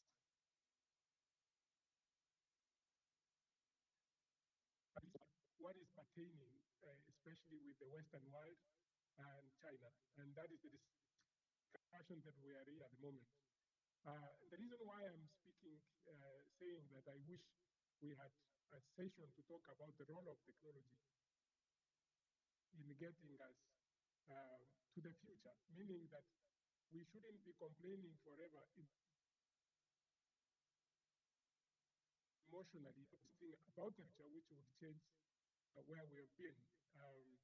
And AI is doing it. A lot of work is going on in Africa, which may change the way we've been looking at it. You've been discussing this here, but it's very difficult for you to discuss it with people at the village because they can't conceptualize what you've been conceptualizing in these discussions. And by getting our languages into what they call large language models, where we can discuss our languages, force governments to have, like we have the French Cultural Center, the German Cultural Center, now the Chinese Cultural Center. We need to have our own languages, to build our languages, to come up with new vocabularies where people understand. Nonetheless, let me go back to my area that I wanted to speak very quickly. This is the relationship or the European Union, the role it plays between China, US, and the discussions that we have today. EU plays a nuanced and strategic role in Africa, China, and the US-Africa relationships, often acting as a mediating force that balances competing influences while promoting its own interests. With growing Chinese and American engagements in Africa, the EU approach includes, they have been mostly focusing on aid, which is why aid has been more detrimental to Africa than what Africa was seeking. And what we are seeking here is greater partnerships, especially in economic, and hopefully we can structurally change our economies. And that's one of the participants said about going back to industrialization. And we've been talking about structural changes, structures, we don't see that. The Europeans have a higher hand over China and the US in the sense that we have a very big to the colonial times. These historical ties, especially with former colonies, the policies, unlike the approach of China and the US.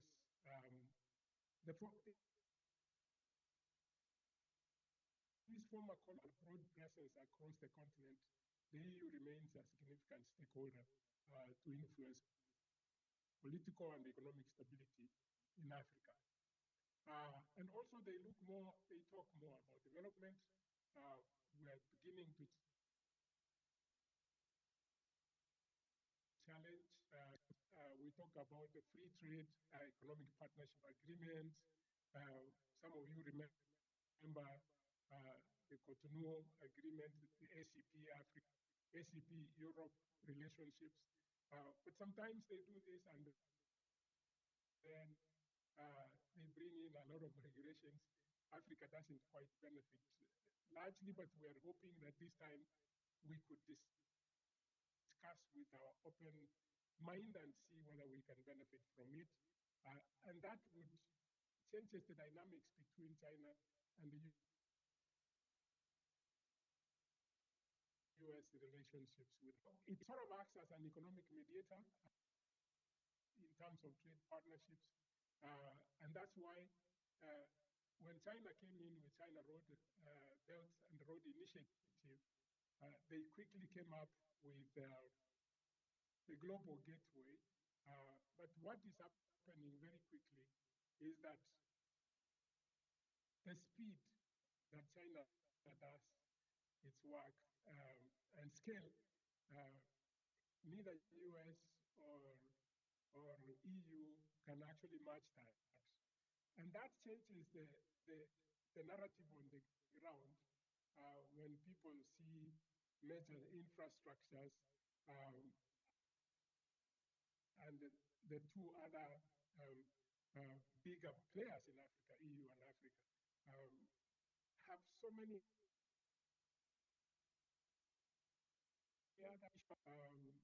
other issues that with development, sometimes delaying some of the developments, and especially now that Africa is getting more and more democratic, the politicians would find it much quicker to deal with China, to put something on the ground, than actually waiting until they behave well to be able to benefit from either US or Europe. But Europe has been trying to respond to China, and the US sees it that this is my brother who is doing it. So it sort of mediates between those two countries.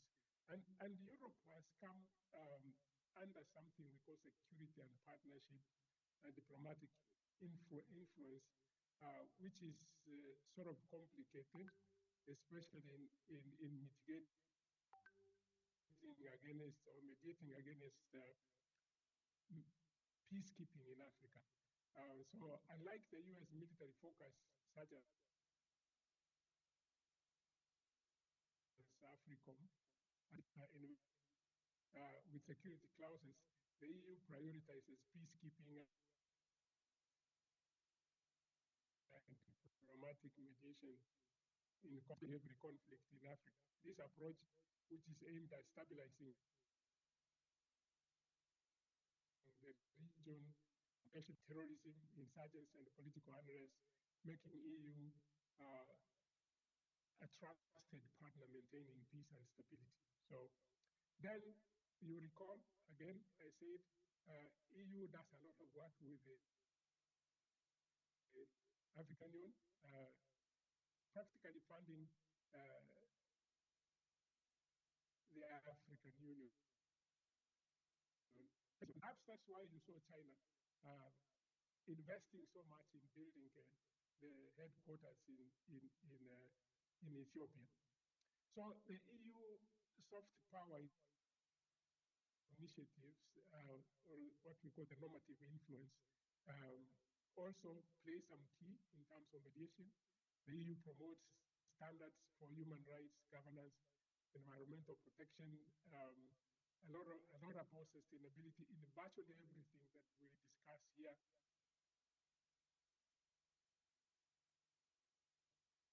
There's a moral counterbalance to China's state-led investment model, which often overlooks some of these issues can sometimes prioritize security over governance. Of course, someone said educational and culture, although you are seeing more and more students going to China, through programs like Erasmus, the EU invests in education, cultural exchange, fostering long-term relationship, bolstering EU soft power. These programs help to create an educated African workforce. US did once, I think they moved out of it. And there are very much fewer scholarships to US than the EU. So you can ask yourself, what are the challenges here? That while the EU has extensive diplomatic influence, its economic investments are generally smaller than that of China. I said that this can limit its ability to match the scale and the speed of China's infrastructure project, which remain attractive to not just the governments. Even when you go to the village, people say, oh, the Chinese did this. They are able to see what's happening on the ground. And I think the EU-US must begin to think about the speed at which they deliver the promises that work within Africa.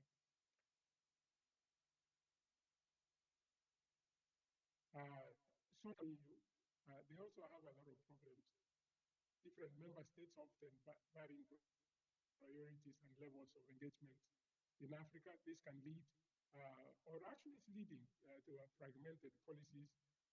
You are seeing more and more far right, especially in Germany, other countries fearing African immigrants. These are the real serious challenges that we are facing, or EU is facing. US is facing the same problems of migration. But as what I must say is that Africa must begin to think around how to play in this very complex space. Do we include everybody, what we call inclusivity, that everybody understands all these concepts, or we just get a few academics who meet in the morning to discuss about this, and then we don't see it on the ground. It's no longer saying, where is government in this? Well, the government is there. I'm a government official. We are discussing this, but I think we must figure out that what Ngugi said about language is very, very critical. How do we begin to educate people and understand them conceptually, as seeing the Chinese or the Europeans on the ground? Thank you for the few minutes. I would have spoken more, but there were some problems. Thank you so much. All right. Thank you. Thank you very much. I think there's an echo. And thanks very much, Professor Ndemo, and you know, for your very thoughtful ideas. At some point, it was a bit patchy, but I guess we could piece together, we could fill the gaps and get the narrative in full. And we greatly appreciate, I'm sure we'll be engaging with you from your station in Brussels as we continue this conversation. And we wish you very well as you go on to your very important diplomatic engagements in Brussels. I think without further ado, now we'll invite colleagues, you know, this is Dr. Daniel Ongonga Olo, who is lecturer at Mount Kenya University. A round of applause as he comes on stage. He's going to lead us in this panel called China's Belt and Road Initiative in Africa. And he has quite an able cast of speakers. As he does so, I'm sure you're wondering, where is the tea and coffee? When is it coming? We've listened to quite a few things. We want to irrigate our system to be aerated. I think what we decided to do is that because we have a very dense program, we will encourage colleagues who want to step out to recharge, to be caffeinated, to do so by just stepping out and asking the ushers to lead them to the station where we have coffee, tea, water, and so forth. And of course, we didn't mention where I think they are called bathrooms are. It's just in this corridor towards the end. They are good. There's good signage to show that. And I think we proceed from this point on. I think we'll keep providing information as we go along. But over to you, Daniel. Thank you very much, my senior. So welcome to this session. And today we are going to talk about China's Belt and Road Initiative in Africa. And first of all, I want to give the problem or what you're going to discuss here. So Belt and Road Initiative has defined China's global development cooperation over the past decade. Moreover, studies assessing the impact of BRI in various sectors and regions have become a subject area of competing policy and scholarly research inquiries, representing an emerging area of thematic studies aligned with China's global rise and consolidation of its power in shaping international affairs. While such interest has generated much critical discussion, the African perspective on the topic remains a growing area of debate and exploration.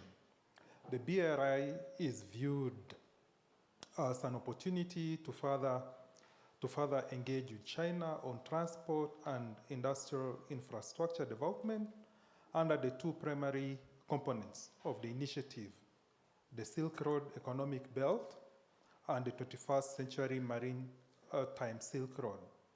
In addition, over the last decade, other vectors of cooperation emerged under BRI, namely the Health Silk Road, the Digital Silk Road, the Belt and Road News Network, and the Belt and Road Studies Network, and the Space Silk Road.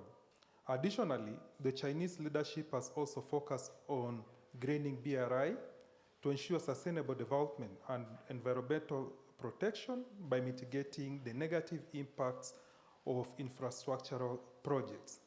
There are also perceptions that BRI poses several threats to Africa's democratic principles, development, cooperation, and governance agenda based on issues including debt trap, diplomacy, the digital Cold War, the geostrategic fiction between US and China, and notwithstanding the mainstream global media's narrative of Beijing's wolf warrior diplomacy. This notion, therefore, provokes questions of legitimacy and challenges to African agency in relations with Beijing that suggests continental political, economic, and societal actors have limited influence in shaping engagement with China.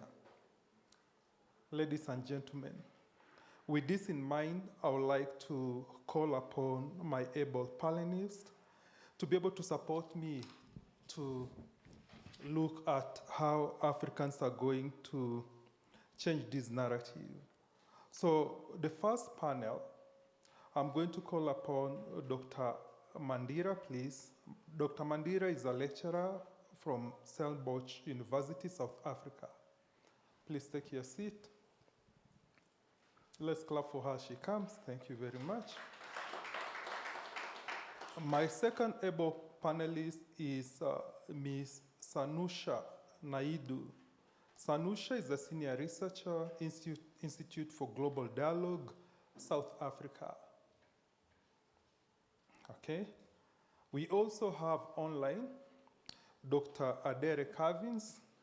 Cavins is a senior researcher, is a senior research associate with the China Africa Center in Kenya. So Cavins currently is in China, but he'll be joining us using audio from on WeChat. Then we have Mr. Paul. Paul is a research associate, Africa Center for Strategic Studies, USA. Paul, please take a seat. Let's clap for Paul. And my last able panelist is Mr. Bulelani. Bulelani is a meta-research PhD fellow at Harvard University, the US. Okay, so thank you very much.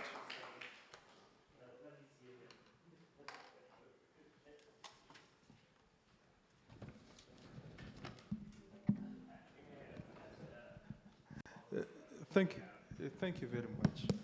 So allow me to sit here.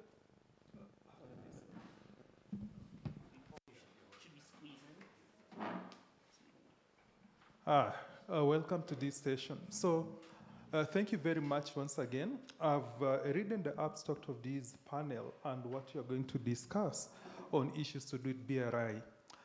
And I'll start this conversation by saying this. Previously, have done a lot of research on issues to do with Belt and Road Initiative. And I've realized that majority of individuals, let's say journalists, because I'm a media researcher, do not understand what is Belt and Road Initiative. And when you talk about Belt and Road Initiative, there are specific issues exactly we as Kenyans, we as Africans or individuals who are interested in this kind of study to understand that China policy towards Africa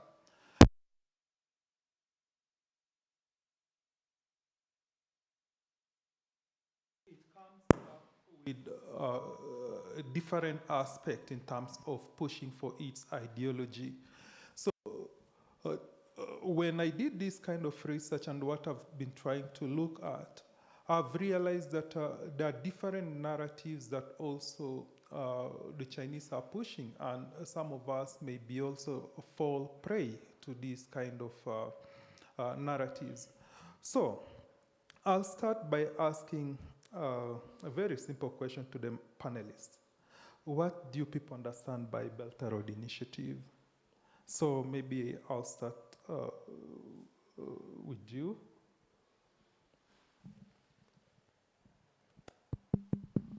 Yeah, let's switch. Let's be safe. First, good morning, everybody. It's good to be here.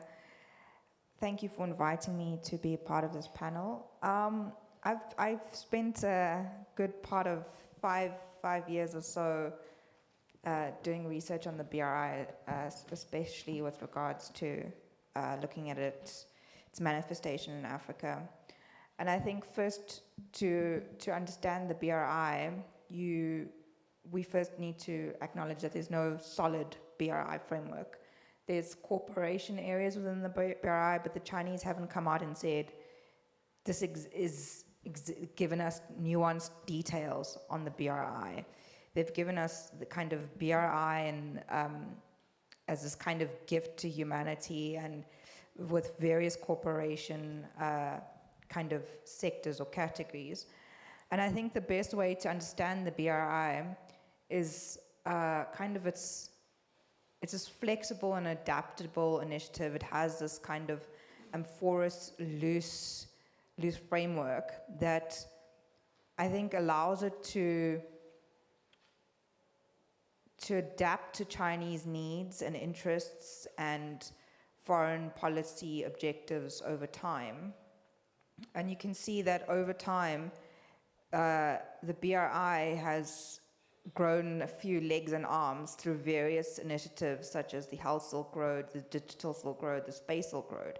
So initially they came out just with saying, you know, it's a One Belt, One Road initiative, and then the acronym got shortened to the Belt and Road Initiative, and then slowly this initiative started to grow kind of more kind of specific Silk Roads, so to speak. And I think that's the kind of advantage of this initiative, especially for the Chinese, is that it allows them to be quite flexible and adaptive and kind of evolve with their needs and interests in different kind of sectors, as well as geopolitical and geoeconomic imperatives. Thank you. What about you?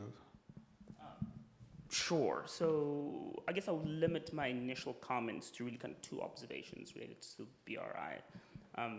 The first one is to kind of basically understand it as a state-led initiative to better coordinate its foreign investments. That principally means that basically that China has been interested in expanding its geopolitical and financial reach into the global south more broadly, but specifically in Africa, really since its first kind of initial strategy of going out, which is called the Go Out strategy in 1995.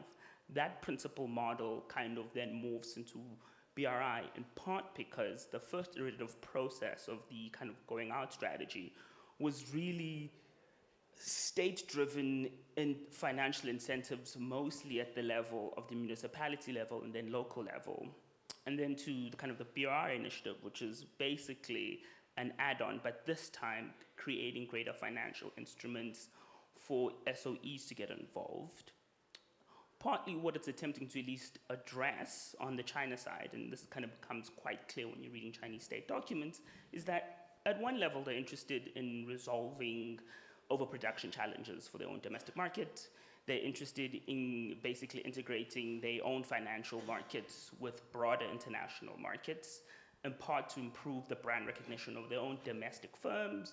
And then kind of lastly, it's also about getting access to kind of critical commodities, both whether those are basic raw commodities, but also now biometrical data systems that allow them to train their large LLM models so they can improve, for example, their facial recognition systems.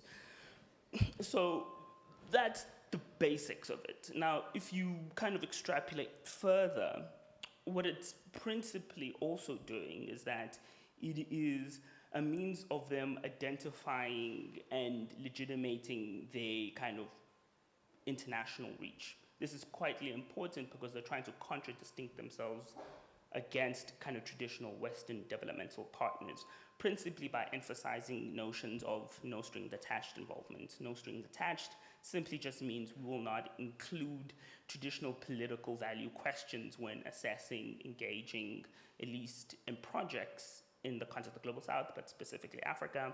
Obviously, some people celebrate this in part because they conceptualize, say, Western and in particular American involvement as both a dissemination of their financial interests, but also their normative ideational commitments around, say, constructions like democracy. obviously, at least, and this is what I've consistently argued in my own work, is that it's also an obscuring posture, in part because you're drawing attention to sovereignty, so that's where you don't draw attention to the economic asymmetries that establish the relationship between yourselves and Global South partners. And so I'll kind of leave my initial opening remarks there. Thank you. Thank you, Prof. And thanks to my two fellow panelists that I've worked with on various China-Africa issues. I would basically say four things.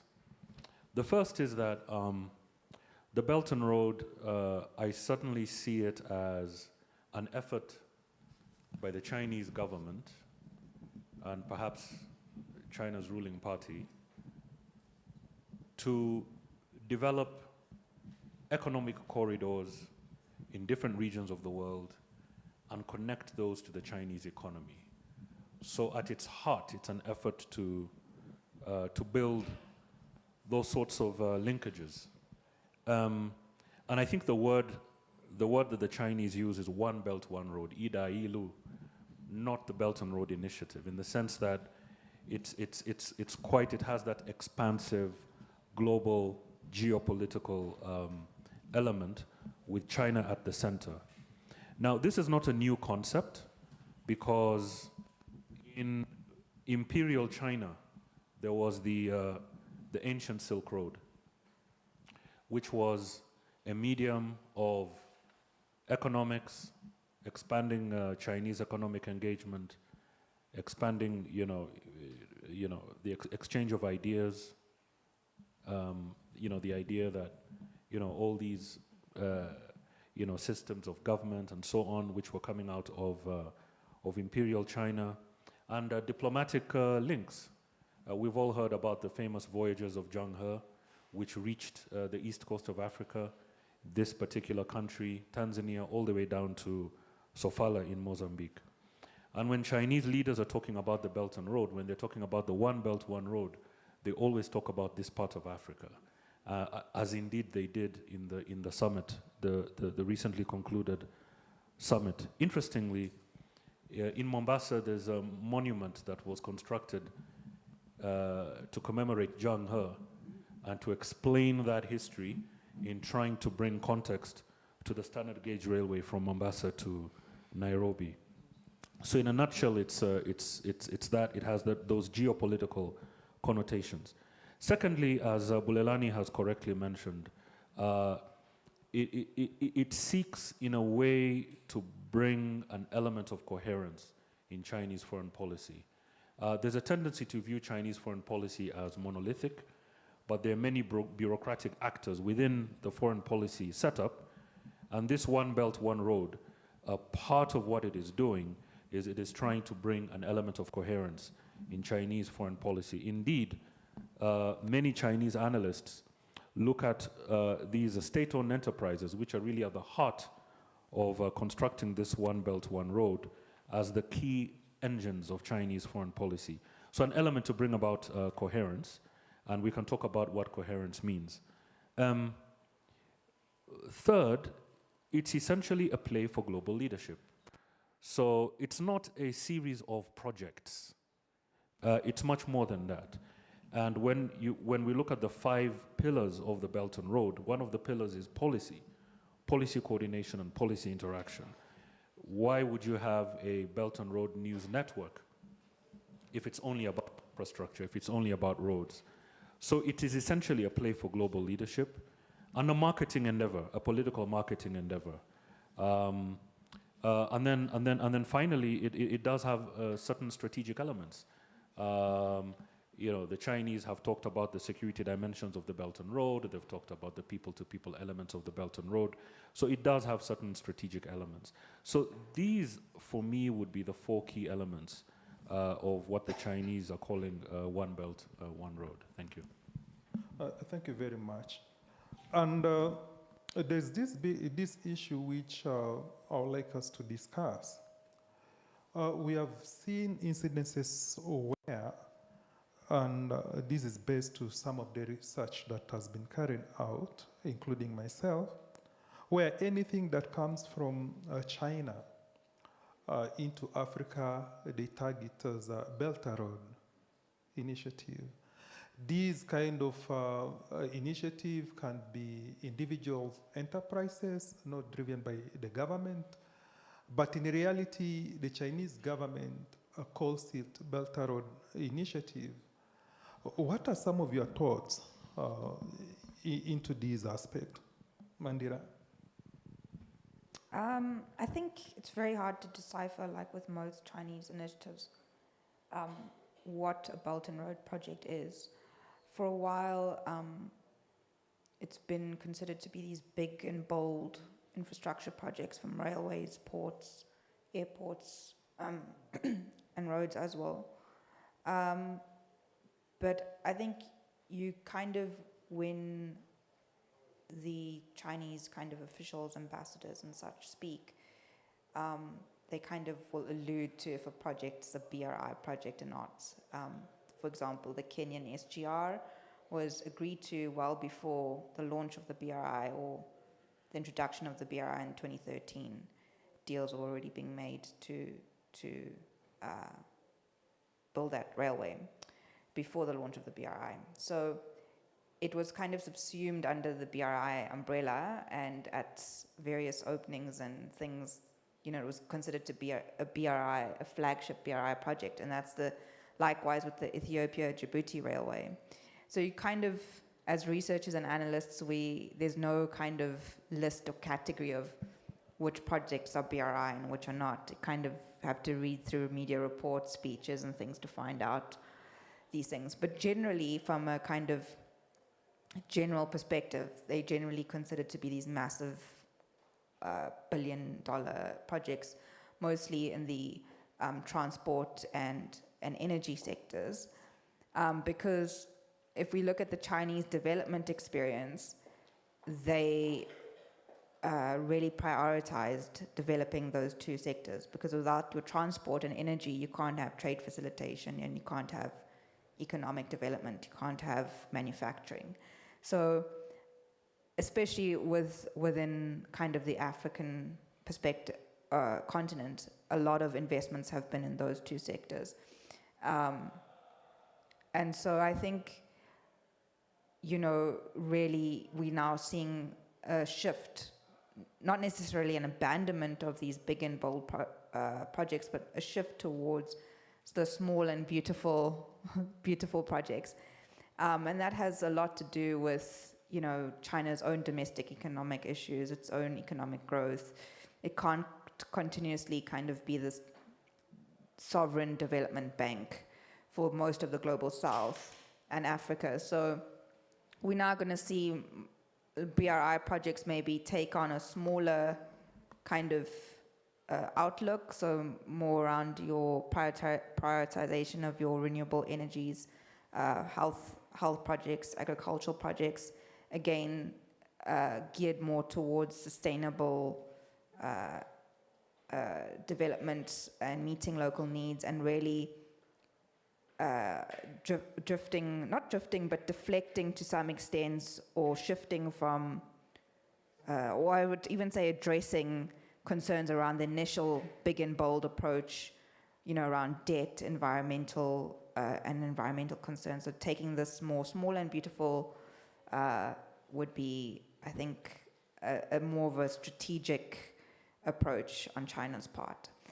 And then just to speak to African agency, because that's what this topic, this conference is about, I think it's important that we shape what small and beautiful projects we want. So yes, the Chinese are pushing, you know, the renewable green energy, the digital sectors and agriculture, but it's important that, you know, we just aren't recipients, but we're active participants in saying, this is what we want small and beautiful to look like on our continent. Thank you very much. So let us bring in Dr. Cavins. Dr. Cavins,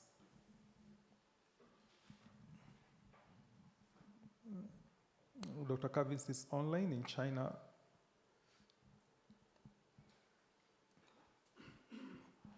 Dr. Cavins, can you say something so that I can hear you?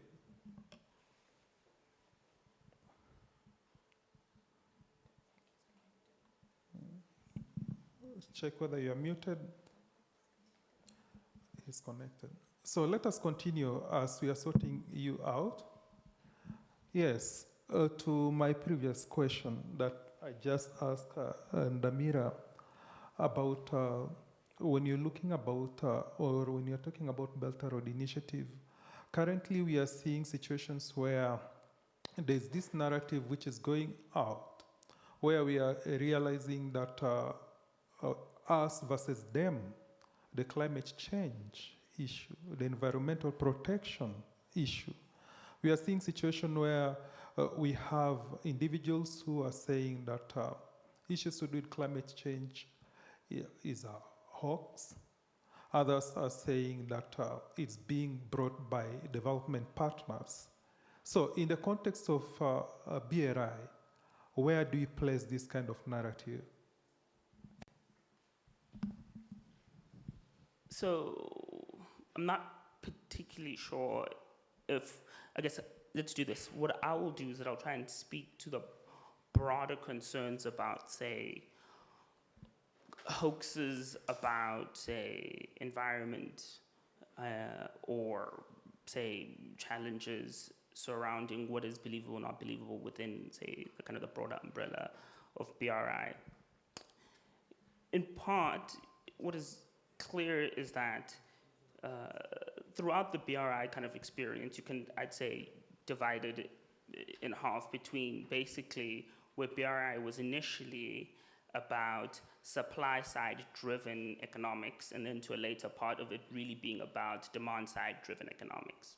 That simply means that basically, initially, the posture was all about pushing large industrial projects that were about resolving overproduction challenges that the Chinese party itself understood and was basically exporting it into the global south. Obviously, with those initial kind of large infrastructural projects, what was quite clear is that there was not an immediate demand side meeting the supply side. And so the financial sustainability of those projects became under question. And so to basically then ameliorate that general challenge, they then began to soften supply side by then trying to lead with demand side. And so then the questions of basically what do Africans want became a kind of more central in some of the kind of key decisions around it. And so what is and what is not BRI, I think at times can be an important question, but at times it can also generally obfuscate from how BRI was initially imagined to principally work, is that it was aimed at coordinating investments abroad, principally for geopolitical strategic interests. And within my kind of area of focus, what becomes quite clear, so actually, many of you probably don't particularly know what I work on. I mostly work in emerging technologies, prioritizing kind of AI investments coming in from China. And what becomes quite clear is that the initial motivations, say, for example, of expanding smart city technologies across the continent. Smart city, by the way, is basically just the integration of ICT infrastructure in an urban landscape. When we say ICT, we're really meaning information and communication technology. And so that could kind of like range from fiber optic cables that allow for internet all the way to, say, data centers, which are the principal ingredients for clouding computing capability. And so that's quite important for AI. Within that space, the initial motivation was, the assumption was, is that, by building this kind of infrastructure, it will support, the further integration of our own corporate actors in the African ICT space.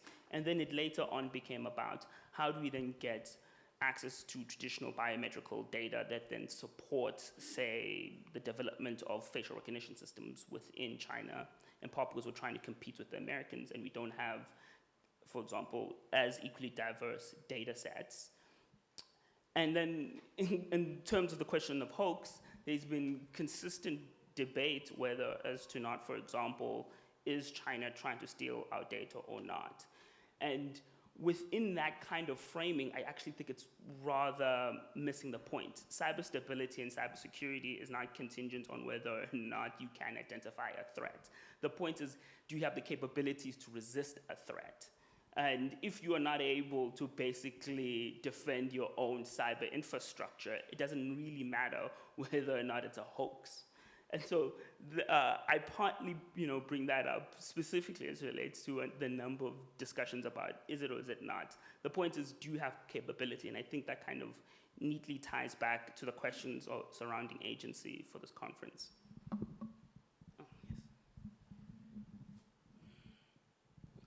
Yes. So if I understood the question well,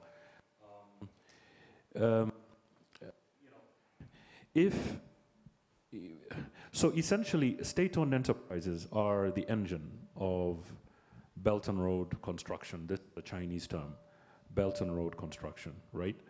It's being done by state-owned enterprises. And China is home to the largest concentration of state-owned enterprises in the world, with sitting on assets worth trillions of dollars.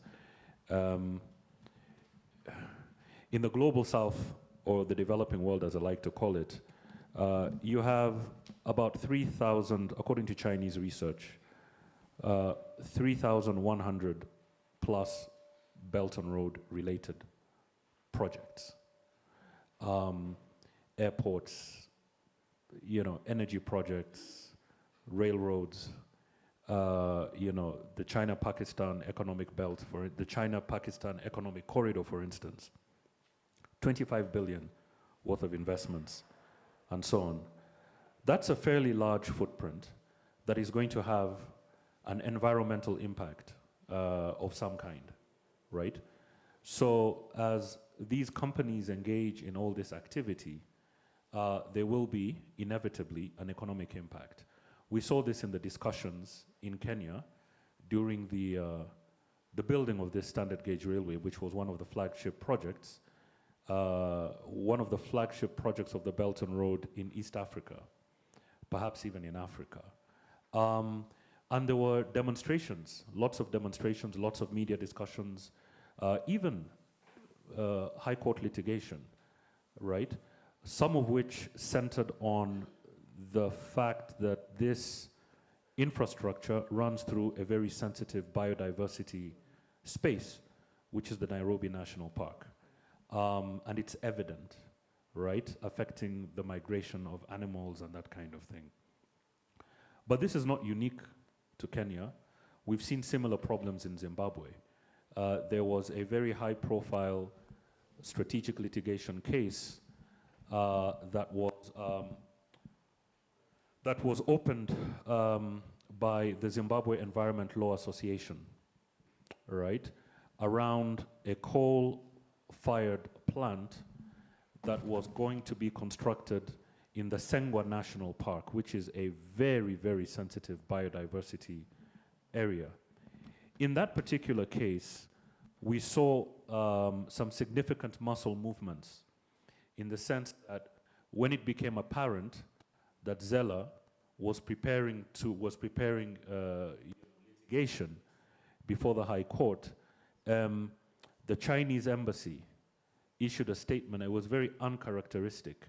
Issued a statement and said that, the Chinese government does not support illegal activity or any activity by any enterprise that breaks Zimbabwe's laws. The Zimbabwe government then came out and said that it was going to cancel all mining licenses in the country and ask all foreign investors to reapply, right? Now the Chinese and the Zimbabwe action was in response to an environmental law related litigation that had been brought forward by Zimbabwean lawyers, right? So what that tells, the case in Kenya and the case in Zimbabwe tell us, is that Chinese state-owned enterprises are always going to confront problems to do with environmental degradation, environmental management, and perhaps even climate change. And I think this is going to increase because contrary to a lot of the thinking out there, the Belt and Road is not beating a retreat from the African continent. It is being tweaked. This is what I call Belt and Road 2.0, the small and beautiful versus the large and grand. But nevertheless, even those small and beautiful projects are going to have an environmental impact eventually. Now, from the perspective of African agency, Zella is an excellent example of an initiative by African citizens that tries to establish a standard of accountability on the part of the part of an African government and a Chinese partner. There was a form of African agency in Kenya because thanks to the Kenyan press, analysts and scholars of China-Kenya relations understood what was happening with the standard gauge railway. I mean, this is something that even went to the courts, right? And that was because Kenya has an active and a very combative media, which is not what you'd find in a country like Ethiopia or a country like Eritrea, right? So, media activity, media engagement, civic engagement, that demonstration of African agency is critical because accountability and proper standards of implementation and management when it comes to the kind of deals that African countries get into with foreign investors is critically important, and that I would say is also a critically important element of African agency. Thank you very much. Mandira, just a question which I was just reflecting as Paul was talking, is about African democracies. And in the space of Kenya today, anything that the government does or gets into partnership with, we always have what you're calling public participation. So how is this public participation or public opinion enshrined into a BRI concept when China starts engaging with other African countries?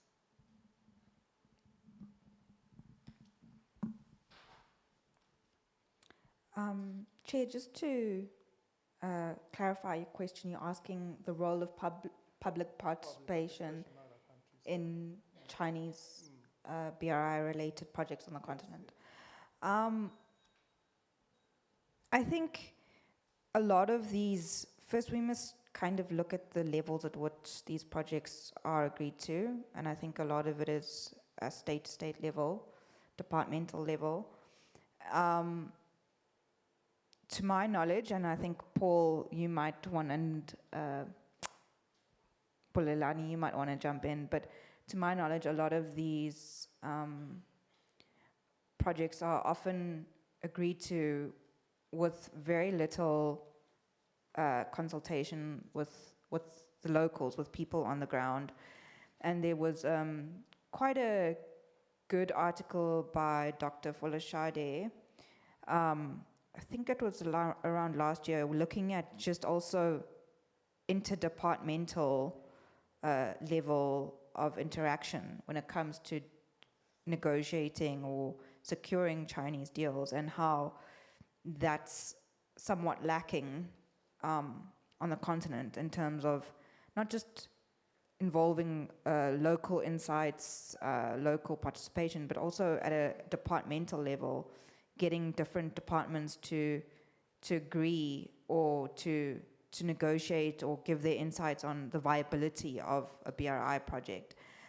I think the kind of public participation comes in as when around the implementation phase, as Paul's examples demonstrated, when the project's actually about to hit the ground. You know, then we start thinking about the environmental impact, the social impact, and that's, I think, when, depending on how active publics and societies are, get involved in, you know, either approving or vetoing or the project. So,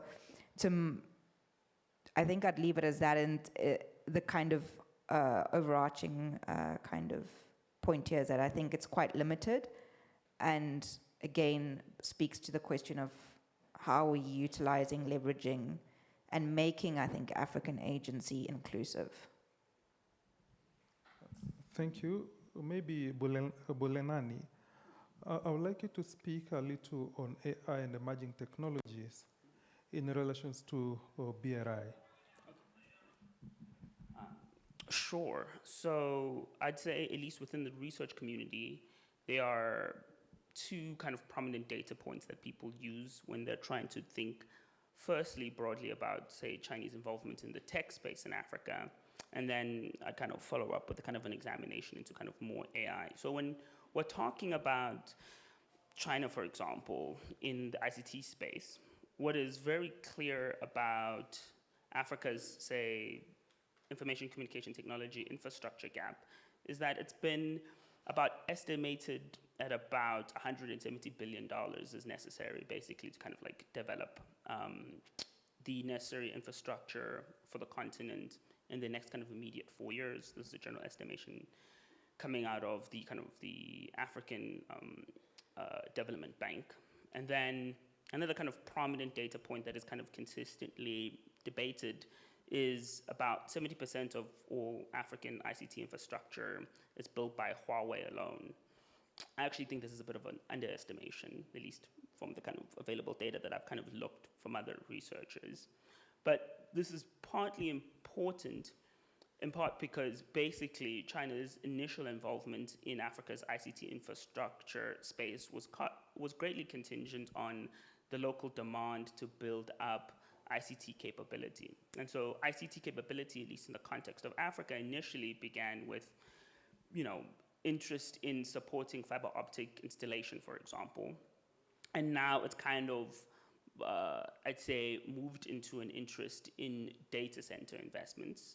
Now, data centers, are commonly understood as the means that offer you clouding capability, which is the basis then for having like large language models, and then kind of AI capability. China's involvement in that space has been predominantly through, I'd say, two means, the Digital Silk Road and then the kind of the Smart City Initiative. Smart City initiatives principally have been really, again, more of like a coordinating function between China and its major tech companies, predominantly kind of Huawei and ZTE, but over the last couple of years, really kind of Huawei has taken on a greater load of the work, specifically in kind of offering, say, data center services across the continent. And within that kind of general expansion, it's kind of, I'd say, again, within the research community, animated discussions about what constitutes what people have been calling digital sovereignty. Digital sovereignty principally just means the state's capability to control the development of cyberspace over time. Obviously, concerns specifically in the means to control cyberspace have been an animating conversation, in part because the state doesn't have complete control over its own internet space. China has been obviously advocating for greater degree of controls over it, and in the context of, say, the US, there's been a kind of a pushback at that speaking point, in part because of anxieties over, say, the truncation of privacy, as an example.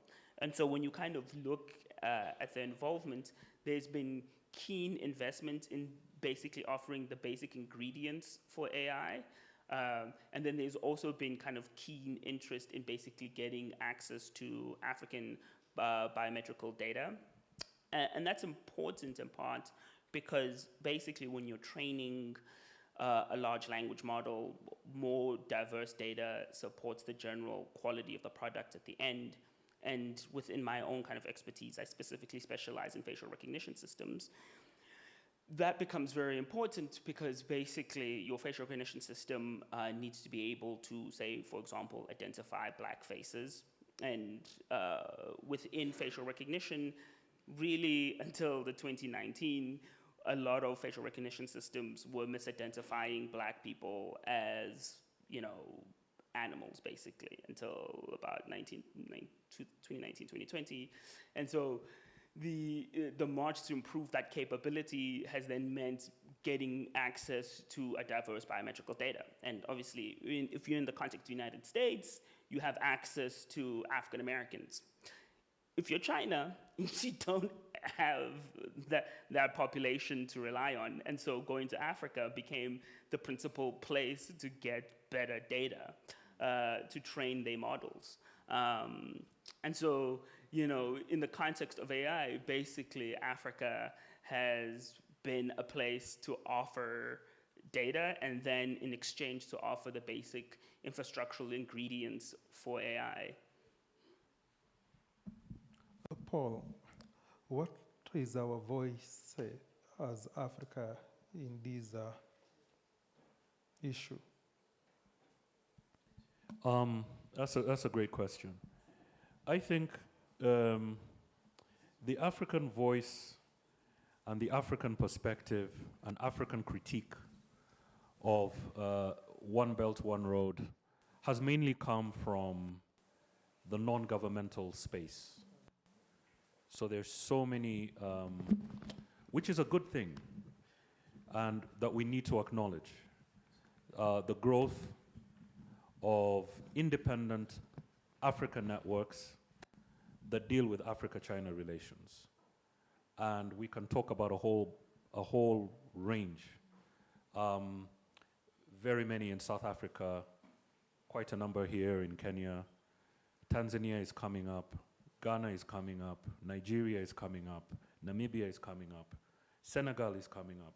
So Africa-China relations has become, it is evolving into a serious subject of scholarly and analytical inquiry, which is a very good thing, which should be encouraged. So that is where the debate on One Belt, One Road is currently located, both on the African continent, but then in the diaspora, in the United States, groups like the China-Africa Research Initiative. There's an initiative at Georgetown University. Lots of us are part of that. I mean, it's growing, and which is a good thing. It needs to be encouraged. Within the government apparatus, it's quite fragmented, right? Discussions around the Belt and Road. What are African country strategies towards the Belt and Road? Is it really clear? I mean, we've seen some snippets of encouraging things like in this recent FOCAC summit, and I was on the ground in Beijing for that. NEPAD has been given a mandate to coordinate implementation of these Belt and Road commitments that were made. And I think we should use that as an entry point to basically say, okay, what are these commitments? What is NEPAD going to do? What are those projects going to be? And how can we respond, track, monitor, and report to the African continent and to the rest of the world about these important commitments? Because now this structure is in place. It's written into the FOCAC outcome document that NEPAD is going to play that coordinating role. Number one, because it's important because for a number of years, African networks on Africa-China relations have been pushing the African Union and pushing African governments to establish a central monitoring and documentation system. Because if we're saying that over the next 3 years, we're committing 50 projects in this, we're going to train 100,000 students in this, those things look very impressive. The next FOCAC comes around 3 years later, and it's like, okay, what was achieved from the last FOCAC? What wasn't achieved? What were the gaps? What is the state of implementation? How much money? How many jobs were created? You know, nobody has clear answers. So all we can do is just basically speculate and guess. But the Chinese side does have its data, and we know that because when the Chinese government releases its Africa policy papers, it does present data. Now, is that data authentic? You know, is it, you know, there's no way of knowing that, right? So, you know, there's that need, and there's a growing number of African diplomats that are recognizing this as a problem, some of whom have actually said that if NGOs and civic organizations, they're recognizing this capacity. if a monitoring and documentation system can come from the outside, that might put a little bit of fire underneath, underneath African governments to basically say, hey, this data is coming out. If you don't agree with the data, produce your own data, right? So that would be a way of African agency to basically say, can African civic organizations and independent experts on China-Africa relations, which have been growing, can they establish, can they generate the bottom-up pressure for the continent to have its own system of tracking and monitoring these commitments? It's important because how else would FOCAC be able to say that it's really benefiting African citizens? Right now, there's anecdotal evidence, right? But really, there's no comprehensive empirical evidence. So, what are the problems? What are the achievements? And how can those problems be resolved? It could be a very, very important challenge since we're talking about African agency. Thank you very much. I need to wrap this up. But before that, I would like to invite you, audience, to be able to ask questions to these able panelists. So it's now your time.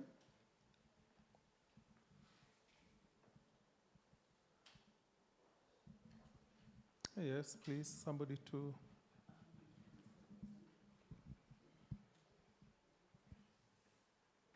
There she is. So we have one question. There's another one.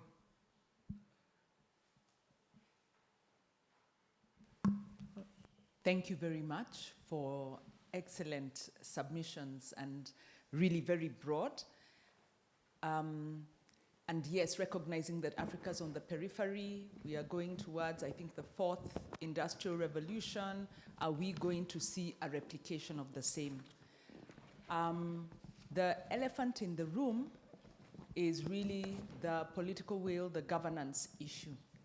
Because when we talk about environmental accountability, the systems for environmental audits are there. The reports on SGR indicated it's not sustainable, it went ahead. So political accountability. Then we are talking about AI, digitization, smart cities, but we are seeing what's happening. This has become the new captured space. What are your thoughts? And yes, civil society bottom-up push is necessary. That funding comes from outside. So if we are looking ahead and saying we need to change this narrative around, what needs to happen for us to deal with this elephant in the room of accountability? Thank you. Thank you very much. I need also to, let me have a couple of questions, then we'll answer them.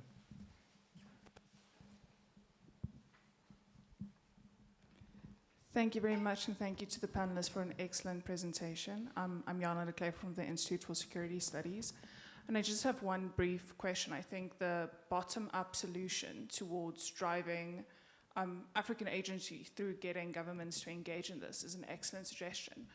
But something that I've been struggling with in my own research is understanding what can a multilateral response towards these external agents look like. Of course, we have the China-Africa strategy for 2035, and we have this type of forward-looking coming from Beijing, which is lacking on the African side. Of course, there's a lot of hurdles towards this practical implementation regarding like African states preferring bilateral engagements and all of these different stumbling blocks. But it would be very interesting for me to hear your reflections as to what could actually be a practical collective response towards these external agents. Is it through regional economic communities? Is it regionally based? Or is there a scenario in which we can have something that is almost to the scale of an AU framework that we have signed on from different African states? Or is this just a bit idealistic?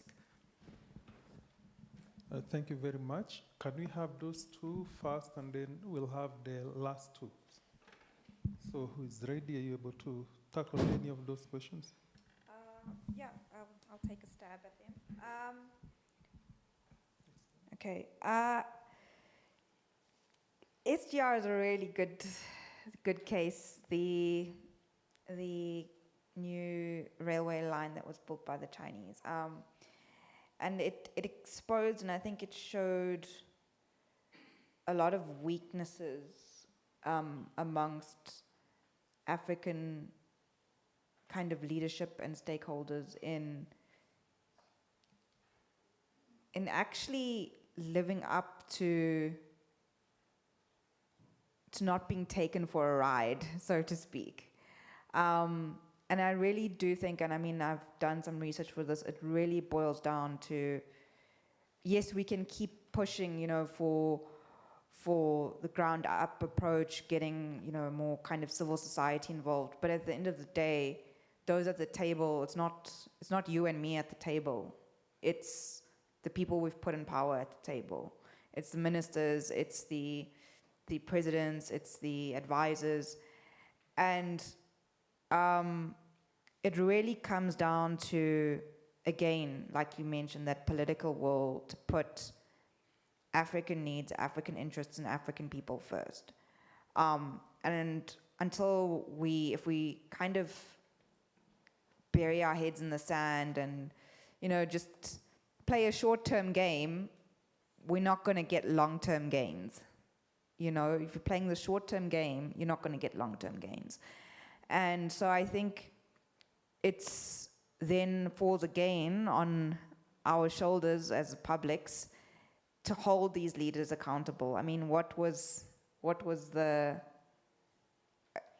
done after, you know, the kind of bungle with the SGR railway? Nothing much. You know, maybe just you get a little scolding and you carry on. But it's really, I think it really comes down to the leadership and really thinking long term. I think that would make the difference. Again, the multilateral kind of, I think Paul, and you might agree, you've been kind of the veteran in the space. A lot of the researchers, analysts, people in the think tank space, I think for years have been calling for an Africa strategy towards China.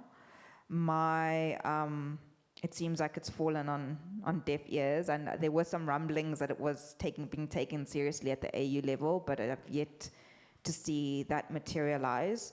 My kind of take on it is that if you include Western Sahara, we're 54, 55 countries, one continent, different demographics, geographics, different development levels, peace and security issues. I think it would be really difficult to get a AU level China kind of framework. I don't think it's impossible, but I mean, to coordinate all interests, all countries, to get a kind of, I'm not talking about a wishy-washy kind of framework, I'm talking here about like a serious framework, addressing almost every country's kind of interests and needs, as I think a bit of a stretch. I think our regional economic communities need to play a bigger role in terms of developing regional specific China framework. So leveraging China and at a regional level, because each region has different dynamics and different developmental levels. And I think at a more granular level, you'd get more out of China and better deals, I think, out of China. And it would allow you to kind of I'd say break up the pie, so to speak, and you could, I really think, just have a bit more of an assertive, dynamic relationship with the Chinese if our regional economic communities push for having China frameworks that their members should really use, and not just sit there and look pretty on a shelf somewhere. Briefly? Yeah, sure. Yes, so I'll try and keep this brief. So, you know, when I'm not doing a lot of research, I'm mostly doing a lot of advisory around AI strategy. Obviously, for the United States, but also for kind of stakeholders here in Africa. And in those rooms, even when you're not talking about China, you're talking about China, which is, let's call it the specter that mediates a lot of our general discussions about the future of AI. And when you're specifically thinking about, say, emerging tech in the context of Africa, you really are thinking about where is the added value that will support economic activity here relative to the development of the technology in itself. And when you're thinking about, say, where is Africa in AI, disproportionately, it is either the site of data extraction or it is basically the janitorial staff of AI. And what I mean by that is simply that Africa is consistently asked to clean the world's data, so that's where the models are then further enriched abroad. And so to basically disrupt that kind of, say, process, there would have to be a lot of thinking about how can Africa further participate in AI supply chains, and then how can it then potentially leverage its own comparative advantage in the development of AI products that speak both to, say, the local needs, but also the general needs of communities beyond, say, a specific area. And so one of the other random hats that I wear is that I do a lot of advisory specifically for startups. And what is quite clear is that what is quite impressive about many of, say, African AI startups is that many of them are basically developing a lot of AI products that are not simply contingent on being connected to the cloud all the time, in part because, one, it's expensive, two, it requires a lot of energy.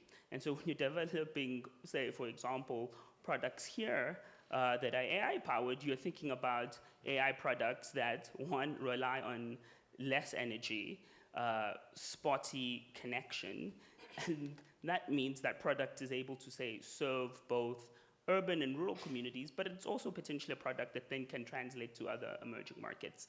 And so, you're developing an AI on the edge in this part of the world. And so then how do you basically leverage that as a potential commodity that can then be exported? And then another kind of, say, critical comparative advantage is that principally this part of the world does have a large deposit of critical minerals that are necessary in the long life of, say, the semiconductor industry. And that will be particularly important both for kind of geopolitical, strategic thinking, but also principally for the development of AI long term. And so how does then Africa think about its collective bargaining capabilities to ensure that the overall development of, say, some of these industries are developed here with local interests in mind? That will require a level of coordination and greater participation in terms of long-term planning for the stakeholders here who are trying to take advantage of this digital inflection point. Thank you, Paul. Yes, sure, thank you. Sure, African Union, yes. I think, there's a need for African, the Africa-China community of scholars, independent experts, practitioners, to work with the African Union and strengthen it, to play the kind of role you're talking about. There are a number of weaknesses, right?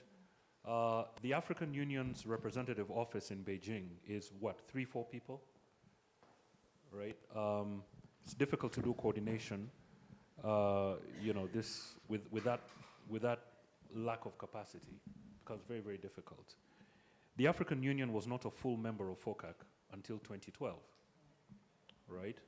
Decisions were taken at that summit for the African Union to do what you're talking about. But if you go to the African Union Secretariat in Addis, as many of you do, and you visit the division that deals with external partnerships, how many people work there? The head of that division, is a brilliant diplomat. But how big is that division? How big is that secretariat? You know, coordinating relations between African countries and the People's Republic of China is a very complicated business. There are over 37 Chinese implementation committees that are involved in different parts of the FOCAC package. Many of them compete against each other, right? There's a lot of bureaucratic overlap. There are a number of proposals that African countries have put forward, for instance, to move FOCAC planning into the State Council. The Chinese have not yet responded to that, right? So there needs to be stronger policy interaction with the African Union, understanding that the African Union does have institutional and structural difficulties and deficiencies that need to be overcome to then be able to get to a point where you have a proper African Union coordinated policy framework for engaging FOCAC and other external partners. The regional economic communities, yes, they were there in Beijing, right? SADC, the East African Community, and so on. What is their level of China policy planning and FOCAC policy coordination? It's very fragmented, right? And these are things that the non-governmental space can actually engage with, and that would also be a form of African agency. The strategic use of the office of the African FOCAC co-chair is extremely important. When FOCAC was co-chaired by South Africa, there were a number of new innovations that were introduced, such as constant engagement with non-governmental organizations and experts, right? This had not been the case before. Aligning the African Union Agenda 2063 with the Belt and Road, you know, those types of things, right? There was that MOU that was negotiated by Nkosazana Dlamini Zuma, right? But that was because the office of the African FOCAC co-chair was held by a country that has those kind of ideas, right? So the quality of the country that holds that office is extremely important as a point of engagement. The Senegalese, who are the outgoing FOCAC co-chair, started this tradition of accrediting non-governmental people to attend FOCAC summits. That was not there. That was not the case before. So understanding who these people are and engaging them also becomes extremely important. Investing in Chinese language acumen is extremely key. Ian Taylor did a study, very interesting study, of youth in Uganda, and in response to a question as to who the Chinese president was, over 64% said that it was Zhou Enlai. First of all, Zhou Enlai was not a president, right? So, you know, things like investing in understanding, you know, demanding accountability and transparency in the China-Africa relationship also requires building capacity to understand China, right? To communicate in Chinese, to understand the Chinese political system, to understand how decisions are made by the Chinese. There's a very interesting story in Guinea with a Chinese NGO that has no connection with the Chinese government whatsoever, a Chinese lawyer, which has been a Chinese firm that has been working with communities that have been dispossessed and have been displaced as a result of Chinese state-owned projects, you know, these mining projects. And part of that initiative is to help African strategic litigators to litigate in Chinese courts.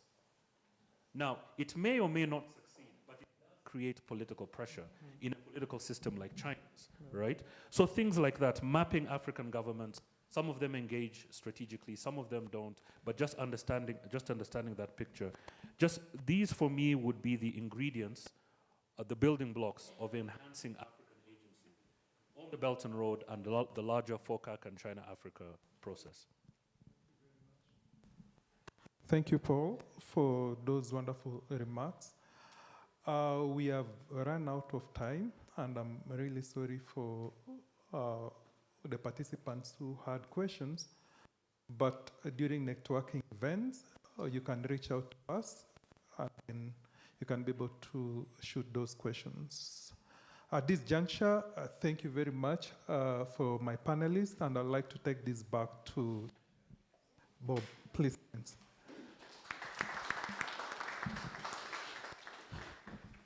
Thank you very much, colleagues. I think another round of applause for an excellent presentation.